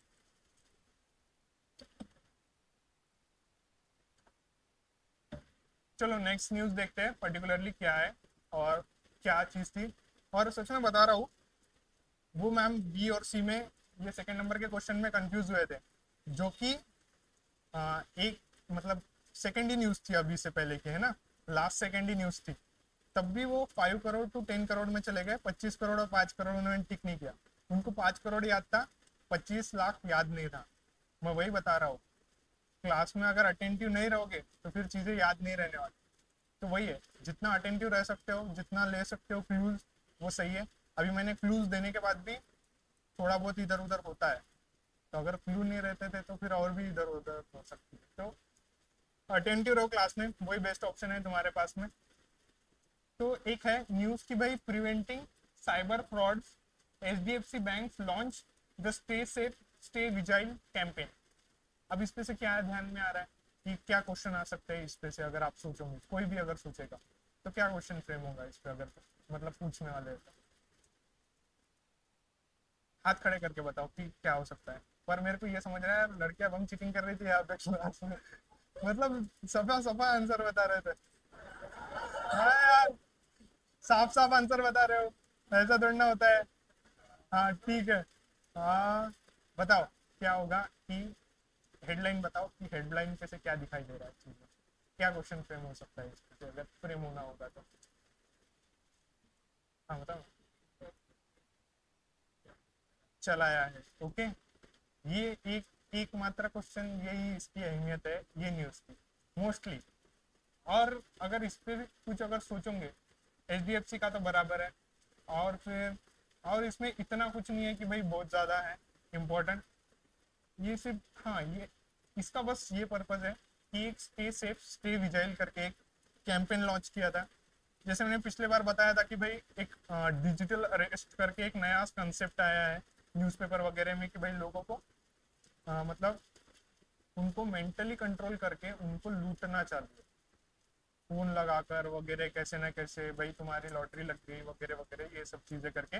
पर अब वो हमसे और थोड़ा होशियार है, तो वो और अच्छे से चीजें ट्राई कर रहे हैं। जैसे व्हाट्सएप की कोई लिंक भेज दोगे, या फिर आप मूवीज डाउनलोड करते हैं ऐसे पायरेटेड साइट से, तो वहां पे कोई ना कोई लिंक आ जाएगी। तो वो अभी एडवांस होते जा रहे हैं। तो उसके लिए फिर ये चीज़ लाई थी। अब इसमें एक है कि इसमें, अब थोड़ा सा इंटरेस्टिंग बनाने के लिए क्लास में ये बता सकता हूँ कि यहाँ पे एक विजाइल आंटी करके रखा गया था, जो एक सोशल मीडिया इन्फ्लुएंसर है। और वो लोगों को जागरूक करती है कैसे ना कैसे करके, एडवर्टाइजमेंट या सोशल मीडिया पोस्ट से, कि भाई मतलब कैसे लोगों को, मतलब क्या बोलते हैं, पैसे हड़पे जा रहे हैं उनके पास से वगैरह, वो सब चीज़ें। ओके। तो आपने आंटियों का स्वभाव तो देखा ही होगा। तो उस हिसाब से ही उन्होंने बराबर ढूंढ के एचडीएफसी वालों ने विजाइल आंटी करके एक ढूंढी है, जो एक्चुअली ये चीज में एक अच्छी चीज में मतलब पार्टिसिपेट कर रहे हैं। ओके, तो फिर इसका देखो, अब ये था कि हेडक्वार्टर कहाँ पे एचडीएफसी का, मुंबई महाराष्ट्र। बाद में मतलब एक मोर और लेस याद रखो, इन्होंने एक कंसेप्ट फॉलो किया है कि जो भी ऐसे एडमिनिस्ट्रेटिव या फिर नेशनल स्टेटिस्टिकल ऑफिस, एनएसएसओ वगैरह वगैरह, जो ऐसे है ना कि जो ऐसा फाइनेंशियली बहुत ज़्यादा रिलेटेड नहीं है, पैसों से ज़्यादा रिलेटेड नहीं है, वो न्यू दिल्ली में। और जो ऐसे है ना जो फाइनेंस से बहुत ज़्यादा रिलेटेड है, उनका हेडक्वार्टर मुंबई में होगा। तो उस हिसाब से कहाँ ना कहाँ है ना, जैसे आपने देखा होगा कि हमारी दुनिया में बहुत ज़्यादा स्टीरियोटाइप घूमते हैं। स्टीरियोटाइप मतलब पता है किसी को क्या होता है? स्टीरियोटाइप, हाँ पता होगा शायद। स्टीरियोटाइप मतलब कि जैसे मैं अगर आज टीका लगा के आ जाता था, तो बहुत सारे लोग को लगता था मेरा बर्थडे है, मैं नए नए कपड़े पहन लूँ, मैं चॉकलेट दे दूँ किसी को। तो एक हम हमारा माइंड कैसा है, एक ढूंढना चाहता है एक छोटा सा रास्ता कि जिससे हम सामने वाले को नाम रख दे भाई, वो वाले चीज से। जैसे कोई लंबा है तो लंबू, या फिर बटला है तो वो वाले सेंस में। तो फिर वैसा ही कि जब तुम ये चीजें देख रहे हो ना, जब तुम पढ़ रहे हो, तो तब भी तुम्हारा माइंड है ना, जब ये ढूंढ नहीं पाता क्योंकि ये बहुत ज्यादा थ्योरेटिकल है सब्जेक्ट, जब वो एक आंधी ऐसे समानता मतलब एक क्या बोल सकते हैं, एक ऐसा देख नहीं पाता ना कुछ रिलेट करने के लिए, तो तब उसे वो चीज याद नहीं रहती है। तो कुछ ना कुछ ऐसा रिलेट करने का कुछ ना कुछ देख लो, जैसे हाइट लगा दिया था मैंने, या फिर मैंने वो पिछले बार माधुरी, माधवी माधवी का था। माधवी किसकी थे चेयरमैन वैसे? माधवी भिड़े करके हमने देखा था, एक माधवी करके थे।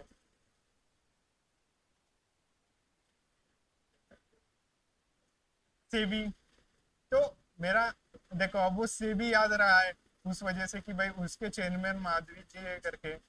तो वैसे ही है, ये चीजें वैसे ही चलने वाली है और वही बेटर रहेगा। तो ये न्यूज खत्म हुई, अब नेक्स्ट न्यूज देखते हैं कि पर्टिकुलरली क्या है। अब आरबीआई ने क्या किया, एक क्लाउड का प्लेटफॉर्म रहता है, आपने क्लाउड में सुना होगा, आपके गूगल फोटोज वगैरह जो रहते हैं ना, उनका क्लाउड में जाते हैं वो फोटो, तो तुम्हारे मोबाइल में नहीं रहते। ओके, तो वैसे ही है कि अभी आरबीआई देख रही कि भाई धीरे धीरे मार्केट बढ़ रहा। ओके, क्लाउड का। तो फिर जो हमारे इधर के फाइनेंशियल रिलेटेड जो एरियाज है, बैंक्स हो गए या फिर कुछ ऐसे एरियाज है जो पैसों से रिलेटेड वगैरह डील करते होंगे, तो फिर अब कैसा है, कोई भी अगर नया आदमी कोई भी मतलब बिजनेस सेट करेगा, तो उसकी जरूरत की चीजें उसको मार्केट से लेना पड़ेगी।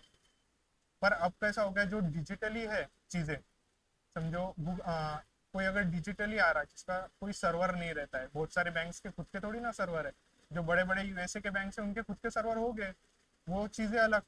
पर अब खुद के सर्वर नहीं है, तो अब कैसा है, इनको कहाँ ना कहाँ ये बैंक्स वगैरह को कहाँ ना कहाँ अपना डाटा रखना पड़ता होगा एकदम से। तो अब ये इनके अपने छोटे स्टोरेज में नहीं, 64 GB के इसमें इनकी इन्फॉर्मेशन सेव नहीं रहती है, या फिर 2 TB 3 TB में इनकी इन्फॉर्मेशन सेव नहीं रहती है, इतने ज्यादा ट्रांजेक्शन चलते होंगे हजारों में। तो फिर अब कैसा है, आरबीआई ने खुद ने आगे बढ़कर क्लाउड सर्विसेज चालू करी है। अब वो क्या करेगा, जो हमारे इधर के लोग है, लोकल लोग, जो लोकली लोग है डिजिटल वाले, जो डिजिटल रिलेटेड वर्क में काम करते हैं, आईटी कंपनीज वगैरह, उनको फंड देके उनको बोलेंगे क्या तुम तुम्हारा एक क्लाउड का सर्विस क्रिएट करो, जिससे फिर जो फाइनेंशियल सेक्टर्स उसके नीचे काम कर रहे हैं उनको वो सर्वर हो जाएगा। ठीक है, हमारा डाटा बाहर नहीं जाएगा, सिक्योरिटी मिल जाएंगी हमारे डाटा को। जो पैसे हमारे को वो सर्वर को देना पड़ते हैं, वो हम हमारे लोकल लोगों को देंगे, फिर हमारे लोगों का एम्प्लॉयमेंट क्रिएट होगा। फिर वही है कि आरबीआई खुद कूदा है 2025 में उस चीज में कि भाई क्लाउड सर्विसेज देगा जो फाइनेंशियल कंपनीज है उनको, कंपनीज नहीं बोल सकते, बैंक्स वगैरह को, to launch a pilot program in 2025 offering local cloud data storage to financial firms, companies वगैरह भी है। ओके, एट अफोर्डेबल प्राइस, मतलब सस्ते में देंगे भाई। ओके, तब इस पे क्वेश्चन क्या आ सकता है कि भाई कौन से कंपनीज को उसने दिया है ये चीज पहले ऑफर, या फिर ये कैसी आने वाली है, कितना इन्वेस्टमेंट हुआ है, कैसी चीजें चल रही है क्लाउड रिलेटेड वगैरह, ये है।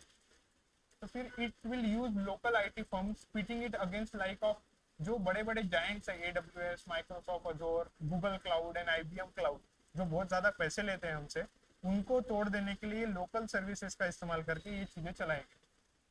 तो अभी कोई ऐसी कंपनी या आईटी कंपनी उस चीज के लिए फाइनल नहीं हुई है, तो अभी उसका नाम नहीं है।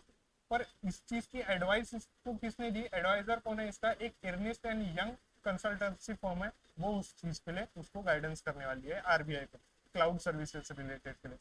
तो अर्नेस्ट और यंग का नाम याद रखते हुए ऐसा रखो कि यंग लोग ही आईटी रिलेटेड वर्क करते हैं, तो यंग के हिसाब से अर्नेस्ट भी याद रह जाएगा। ओके, अब it will initially funded by RBI ला रहा है, तो आरबीआई का जो असेट डेवलपमेंट फंड है उसी में से ही फिर वो पैसे जाएंगे और वो क्लाउड सर्विसेज के लिए पैसे फंड होंगे, ऐसा है। अब एक नया न्यूज है, उसको देखते हैं कि पर्टिकुलरली क्या था। SBI empowers rural youth entrepreneur through जागृति यात्रा 2024 टू बूस्ट विकसित भारत। जब से मोदी जी आए, विकसित भारत, सबका साथ सबका विकास वगैरह ये सब चीजें चल रही है। तो अभी एसबीआई ने भी क्या करा, एक जागृति यात्रा निकाली है, जिससे वो क्या करने वाले हैं, जैसे partner to support 500 young aspirants in, मतलब वो एंटरप्रेन्योर जो है उनको सपोर्ट करेंगे कि भाई आओ तुम बिजनेस करो उस रिलेटेड वगैरह में।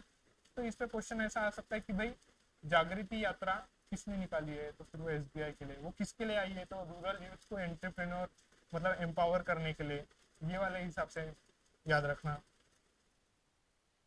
क्योंकि मोस्टली अब जागृति कैसे याद रखोगे, तो मोस्टली ऐसा कंसेप्ट है कि एक इंडियन आदमी बहुत ज्यादा सोता है, तो उसको जागृत करना पड़ेगा पहले कि उठ भाई तू धंधा पानी देख थोड़ा सा। तो वो वाले सीन्स में फिर जागृति यात्रा लाई गई, रूरल यूथ को हला हला के उठाया गया कि भाई उठ भाई तू, और एसबीआई उसको फंड करने वाला है इस चीज़ों के लिए, ऐसा है। तो टायर 2 टायर 3 कंट्रीज मतलब रीजन्स जो है वहाँ पे ये चीज़ होने वाली है। और फिर उसके लिए फिर उसने एक कमेटी वगैरह बनाई होगी, इंस्टीट्यूट वगैरह क्रिएट करेगी, ये थोड़ा सा ऐसा साइड बाय साइड चलता है। अब हेडक्वार्टर एसबीआई का मैंने पहले बताया, बैंक वगैरह रिलेटेड होंगे तो मुंबई में होगा, मुंबई महाराष्ट्र। चेयरमैन उनका एक छल्ला श्रीनिवासु शेट्टी है। छल्ला मैंने पिछले बार बताया था शाहरुख खान से रिलेट करके, तो ऐसे याद रखो। मैं हाँ, तो वो चीजें याद रहेंगी कैसे न कैसे करके। अब नेक्स्ट न्यूज है कि एसबीआई आरबीआई रिलेटेड बहुत सारी न्यूज आ रही है धीरे धीरे करके। एक एसबीआई मार्क्स सेंटिनरी, 100 साल हो गए भाई पूरे, किसके, तो एक हिस्टोरिक हॉर्निमन सर्कल ब्रांच है उनकी, मुंबई के अंदर एक हॉर्निमन ब्रांच है एसबीआई की ही, जिसको अभी 100 साल कंप्लीट हो गए। तो भाई उसको 100 साल कंप्लीट हो गए, इसलिए फिर मुंबई के अंदर उसको एक कम्युनिटिव कॉइन निकाला गया, उसके ऊपर उसकी पिक्चर वगैरह होंगी वो ब्रांच की वगैरह, ऐसे सीन ऐसा चीजें हैं। उसके ऊपर 100 का शायद से वो कॉइन होगा, हाँ ₹100 निकाला वो, ऐसा है। तो वही है कि भाई 100 साल पूरे हो गए उस चीज़ को, ऐसा है। और अभी ये है कि भाई क्रॉनिक अभी एसबीआई कैसा इवॉल्व हुआ उस चीज़ के लिए भी बुक्स पब्लिश हो गई, क्योंकि काफ़ी ज़्यादा साल हो गए एसबीआई को भी आने के लिए। एसबीआई कब इस्टेब्लिश हुई थी, मतलब एसबीआई एग्जिस्टेंस में 1955 में आई थी, वो रिवाइज कर रहा है, तुम कर लो थोड़ा सा। तो वही है कि 100 साल पूरे हो गए, फिर उसके लिए उसने कम्युनिटी कॉइन लिया। एसबीआई को 100 साल नहीं है, वो ब्रांच है वहाँ पे, उसको 100 साल पूरे हुए, ठीक है। तो सर ने गलत पढ़ाया था। एसबीआई कमांड्स क्या करती है कि भाई 20 मतलब अभी एसबीआई की क्या हैसियत है अपनी इंडियन फाइनेंशियल सिस्टम के अंदर, तो उसकी हैसियत इतनी है कि 25% शेयर जो है ना डेबिट कार्ड जितने भी लोगों के पास है, मैं अभी भी बोल रहा हूँ, अभी जितने भी समझो 70 लोग होंगे क्लास में, 60 65 60 50 60 होंगे, नहीं कुछ तो 30 के पास तो एटीएम एसबीआई का ही होगा, है ना। तेरा भाई एसबीआई में मोस्टली एसबीआई का है, तो फिर 25% शेयर इन डेबिट कार्ड में उसका है। बाद में स्पेंडिंग, डेबिट कार्ड स्पेंडिंग वगैरह 22% इन मोबाइल बैंकिंग ट्रांजेक्शन, वो भी एसबीआई के होंगे। बाद में 29% एटीएम जितने भी दिख रहे हैं, आप बिजी लाइन जाओगे ना वहाँ पे भी एसबीआई का एटीएम है, बाकी बैंक के एटीएम नहीं है वहाँ पे, मोर और लेस मेरे को दिखे नहीं, पर एसबीआई का एकदम गेट के बाजू में ही है, लगभग गेट के आसपास ही है बिजी लाइन। तो वही है कि ये इतना याद नहीं रखना है, पर वही है कि थोड़ा बहुत पता रहे तो सही रहता। तो ये है कि इंपीरियल बैंक ऑफ इंडिया था पहले, मुझे पता था, बहुत से लोगों को नहीं पता होगा एसबीआई का भाई एग्जिस्टेंस में और कैसी चीज़ें चली थी, तो मैंने ये पहले क्लास में लिया है। पर मैं थोड़ा एक क्रूड वे में बता देता हूँ कैसा था। कि भाई 3 प्रेसिडेंशियल बैंक्स थे, बैंक ऑफ बंगाल, बाद में कलकत्ता, और बाद में बैंक ऑफ बॉम्बे। ये तीनों को मिलके एक प्रेसिडेंट, ये तीनों प्रेसिडेंशियल बैंक 1921 में एक किए गए, और फिर उसको इंपीरियल बैंक ऑफ इंडिया ये नाम दिया गया। और 1955 के अंदर उसको नेशनलाइज करके एसबीआई ये नाम दिया गया। ऐसा है। अब नेक्स्ट न्यूज देखते हैं कि पर्टिकुलरली क्या है। अब थोड़ा और एंगेजमेंट तुम्हारी बढ़ाने के लिए मैं ये पूछना चाहूंगा कि बताओ तुम्हारे को हेडलाइन से क्या पता चल रहा है।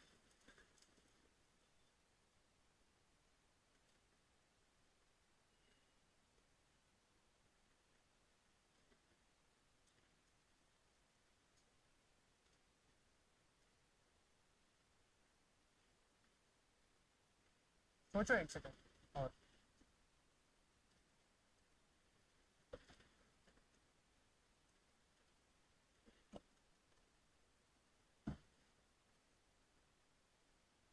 देखो क्या है क्वेश्चन, कुछ कुछ सोचा क्या क्वेश्चन फॉर्म हो सकता है इसमें से। ठीक है, तो एक इंडस इंडिया बैंक है, इंडस्ट्री रिलेटेड वर्क करते होंगे मोर और लेस, ऐसा समझो।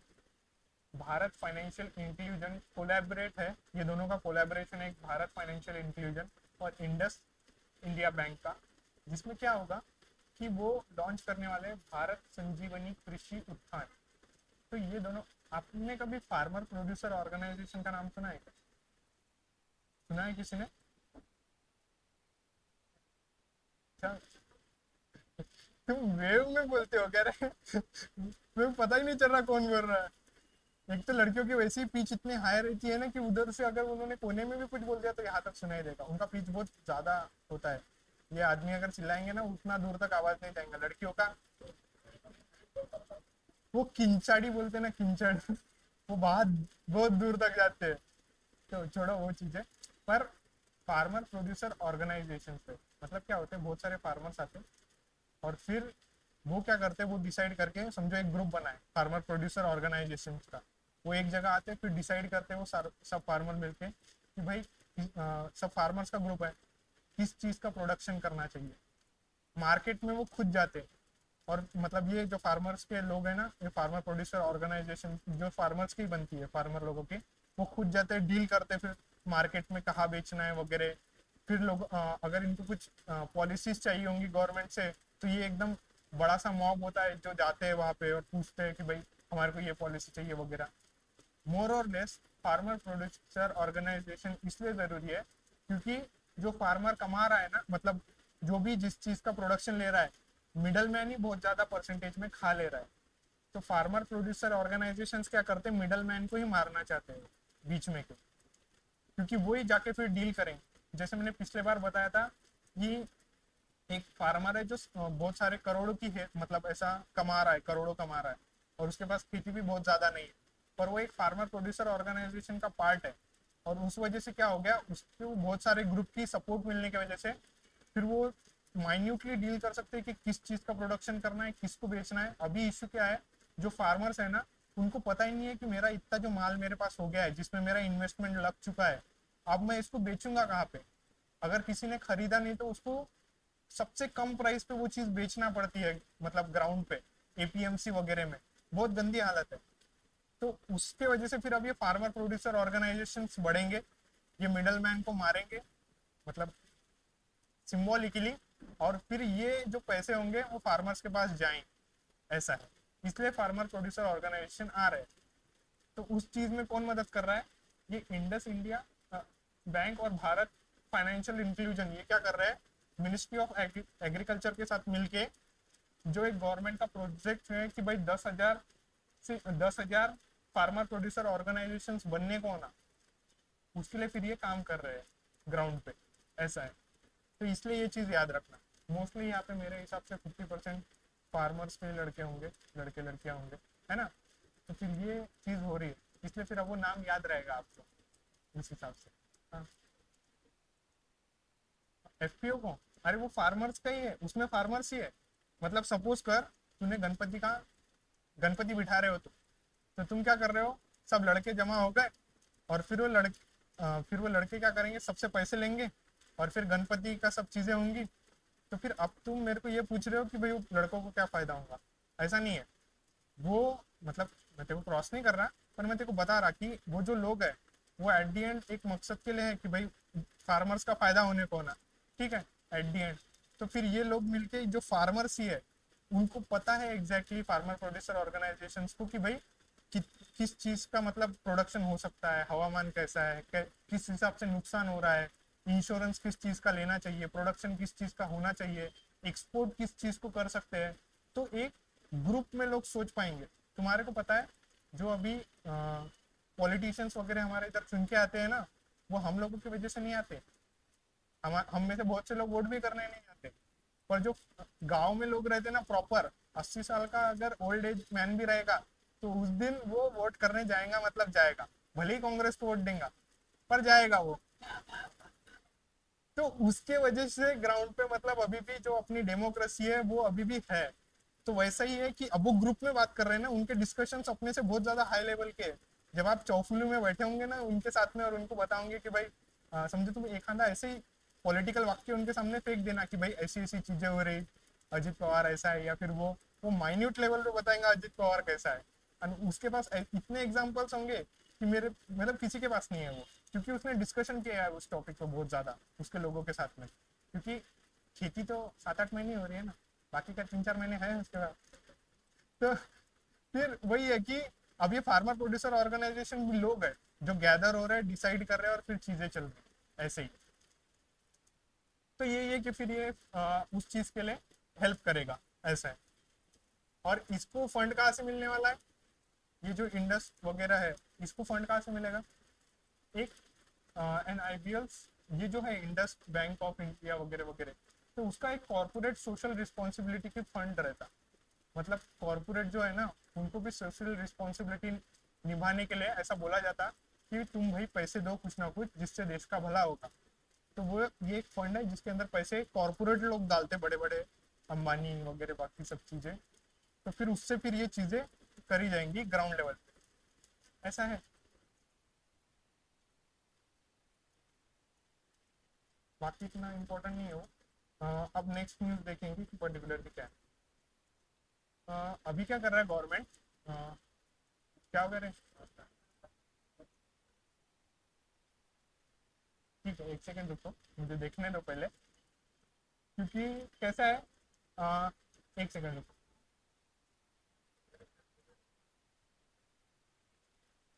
देखो, मेरी खुद की भी ज्यादा इच्छा नहीं है पढ़ाने की पर रुको 2 मिनट, क्योंकि कैसा होगा ये देखो। एक साइकिल रहती है विशियस वाली, मैं तुम्हारे को 2 मिनट में बताता। इस बार तुमने जीके की पढ़ाई नहीं करी, फिर मेंस निकलेगा नहीं, फिर अगले साल और पढ़ना पड़ेगा।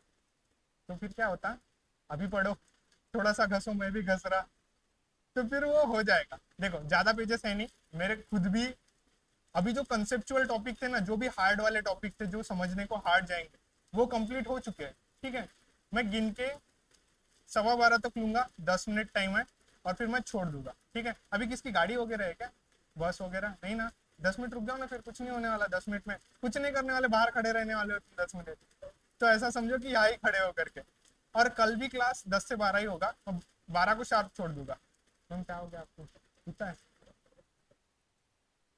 अरे देखो कैसा है, क्लास को आओगे तुम्हारा ही फायदा होगा। मेरा तो क्या है, मैं यहाँ नहीं तो और कहाँ पढ़ा दूंगा, मेरा कोई इश्यू नहीं है। मैं तुम्हारे लिए ही इतना मेहनत ले रहा हूँ, क्योंकि सच में देखना तुमने, तुम कोई भी अगर करंट अफेयर की मैगजीन फॉलो करोगे ना, इतना अच्छे से समझ रहा है क्या? अगर समझ रहा हूँ तो मैं बोल रहा हूँ, मैं मुंह पे बोल रहा हूँ, कैमरे के सामने मत आओ कल से। पर अगर नहीं समझ रहा हूँ तो दिल पे हाथ रख के कल आ जाना। तो अब वो तुम्हारे ऊपर है। मैं 10 मिनट पढ़ाऊंगा, मोर और लेस मैं छोटे मोटे टॉपिक ले लूंगा आज।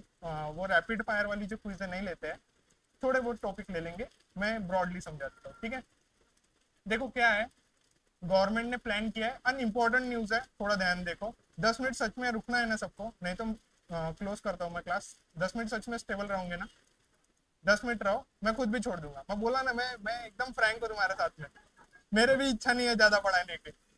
ठीक है, तो एक है न्यूज, अब शांत रहो 10 मिनट सिर्फ, डॉट 10 मिनट पे छोड़ दूंगा।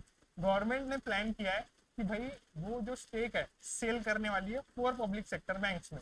तो न्यूज़ क्या है कि भाई गवर्नमेंट के बहुत सारे बैंक में अपने परसेंटेज है, मतलब उसमें बैंक में उसका योगदान है। जैसे पंजाब नेशनल बैंक में 70% गवर्नमेंट है। तो वैसे ही एक 3-4 बैंक है जहाँ पे गवर्नमेंट की बहुत ज़्यादा मतलब चलती है, मतलब 90% अबव उसका हस्तक्षेप है।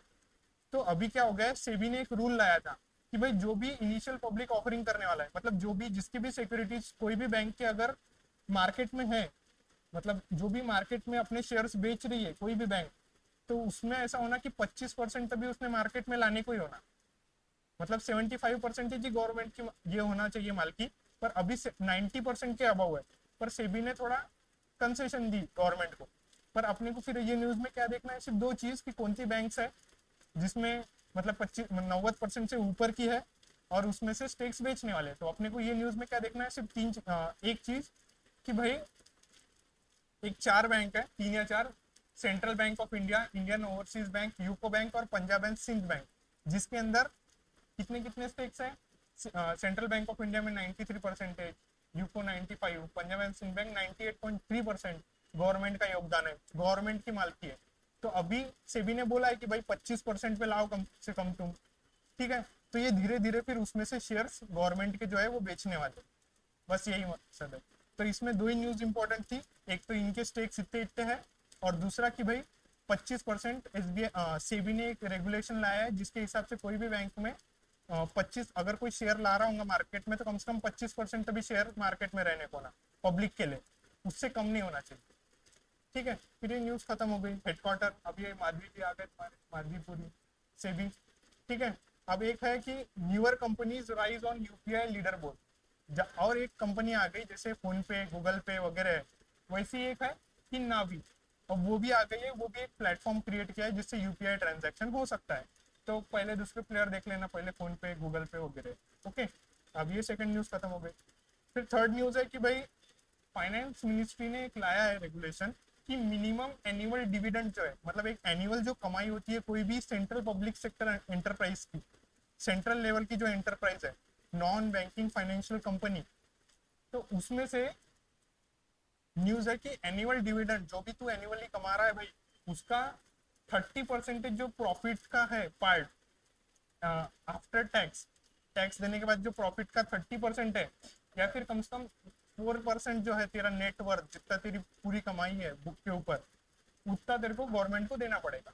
बस यही न्यूज है। फिर इसको चीज को इलेबोरेट किया है धीरे धीरे कि ये कैसा है क्या है वगैरह सब चीजें। तो ये बस हो गया। बाद में फिर एक नेक्स्ट न्यूज है, नेशनल स्टॉक एक्सचेंज। मैंने 10 मिनट बोला, 5 मिनट हुए, रुक जाओ। तो एक है नेशनल स्टॉक एक्सचेंज रिवाइजेज नॉर्म्स। ये थोड़ा बड़ा न्यूज है, ये हम बाद में लेंगे, और इम्पोर्टेंट भी है, ये कर लेंगे। इसका नेक्स्ट लेते हैं। हाँ, यस बैंक ने है ना एक वेगा पे है, जिसके साथ में ऐसा डिसाइड किया है यस बैंक ने कि भाई अब जो जिनके पास यूपीआई है उसके थ्रू भी हम लोगों को क्रेडिट लाइन देंगे, मतलब लोन देंगे। तो ये पहली ऐसी बैंक है कि जो यूपीआई थ्रू लोन देने वाली है लोगों को। तो उसकी पार्टनरशिप किसके साथ है, उस पर क्वेश्चन आएगा। वेगा पे के साथ में टेक्नोलॉजी इन्वेंटर, बैंकिंग सॉफ्टवेयर वगैरह, जिससे भाई credit line on UPI, UPI के ऊपर, मतलब तुम कितने पैसे ट्रांजैक्शन कर रहे हो यूपीआई पे, कैसा चल रहा है तुम्हारा, तुम्हारा एकदम मतलब कैसा है, एकदम 2-2 रुपए के लिए तो यूज नहीं कर रहे हो, अच्छा बड़ा अगर कुछ होगा उस हिसाब से। अब ये हो गया। अब ये मोरलेस एक मालूम होना उसने न्यूज है कि भाई सेबी एसबीआई क्या करने वाला है, जो भी फ्लीट है उबर उबेर के ऊपर, जो भी गाड़ियां चल रही है उबेर की, तो उसके लिए वो लोन देने वाला है। मतलब जो भी गाड़ियां चल रही होंगी उसके लिए एसबीआई उबेर को लोन देगा कि भाई ये ले पैसे और तेरे गाड़ियां और बढ़ा करके वो वाले सीन। बस वो है न्यूज है। अब ये आखिरी न्यूज है, फिर चीजें खत्म कर देंगे। डेलीगेट्स है, डेलीगेट मतलब लोग है बाहर के लोग, 18 कंट्रीज के लोग हमारे इधर बुलाए गए, ओके। क्यों बुलाया गया, तो एक आरबीआई ने पॉलिसी कॉन्फ्रेंस रखी थी ग्लोबल साउथ की, जो भी ग्लोबल साउथ मतलब ऐसा नहीं कि नॉर्थ की कंट्रीज नहीं आएंगे, इक्वेटर के ऊपर की, ग्लोबल साउथ मतलब गरीब लोगों की कॉन्फ्रेंस बुलाई थी। सब गरीब आए थे 18, और वो गरीब लोगों की जो कॉन्फ्रेंस हुई उसका नाम high level policy conference of central banks था। जो आरबीआई ने करा था, सेंट्रल बैंक का कॉन्फ्रेंस हो रहा है इसलिए आरबीआई करेगा 88। उसका थीम था बिल्डिंग सिनर्जीज। सिनर्जीज मतलब क्या बोलते हैं, एक दूसरे के साथ मिलके फिर पॉलिसीज बना रहे, वो वाले पे सिनर्जीज होता है। तो वही है। तो फिर और फर्स्ट टू कॉन्फर, पहले तो ये कहा हुई है वो अपने लिए मेन है, और इसका थीम क्या था, बिल्डिंग सिनर्जीज। 18 लोग आके मिलके सोच रहे कि कैसी करना चाहिए चीज़ें, पॉलिसीज वगैरह कैसी होनी चाहिए। और आरबीआई ने किया था। और इसका जो हुआ मीटिंग वो इन मुंबई में हुआ। ओके, ये याद रखना। और पहले दो भी, ये तीसरी मीटिंग है, पहले दो भी इंडिया में ही हुए थे। एक हुआ था बेंगलुरु में और एक न्यू दिल्ली में हुआ था। छोड़ रहा हूँ, खत्म हो गया क्लास, इतना ही है। और एक दो न्यूज बाकी होंगे, मैं बोल रहा हूँ कल आना, क्योंकि कैसा है, सर ने मुझे बोला है कि अगर कल अगर प्रॉपर आज जितने लोग हैं अगर नहीं होंगे तो फिर वो क्लास कंटिन्यू नहीं कर पाऊंगा मैं अगले बार। और अगर क्लास कंटिन्यू नहीं होगा तो तुम्हारा सिर्फ बैंकिंग अवेयरनेस होगा जो सैटरडे को हो रहा है, और बाकी जो भी करंट अफेयर है वो सब छूट जाएगा। और मैं बोल रहा हूँ ये विशियस साइकिल है कॉम्पिटिटिव की, अगर एक बार एक चीज छूटेंगी तो वो एक साल बाद ही होगी। मत करो ऐसा। बट थैंक यू इतना बियर करने के लिए।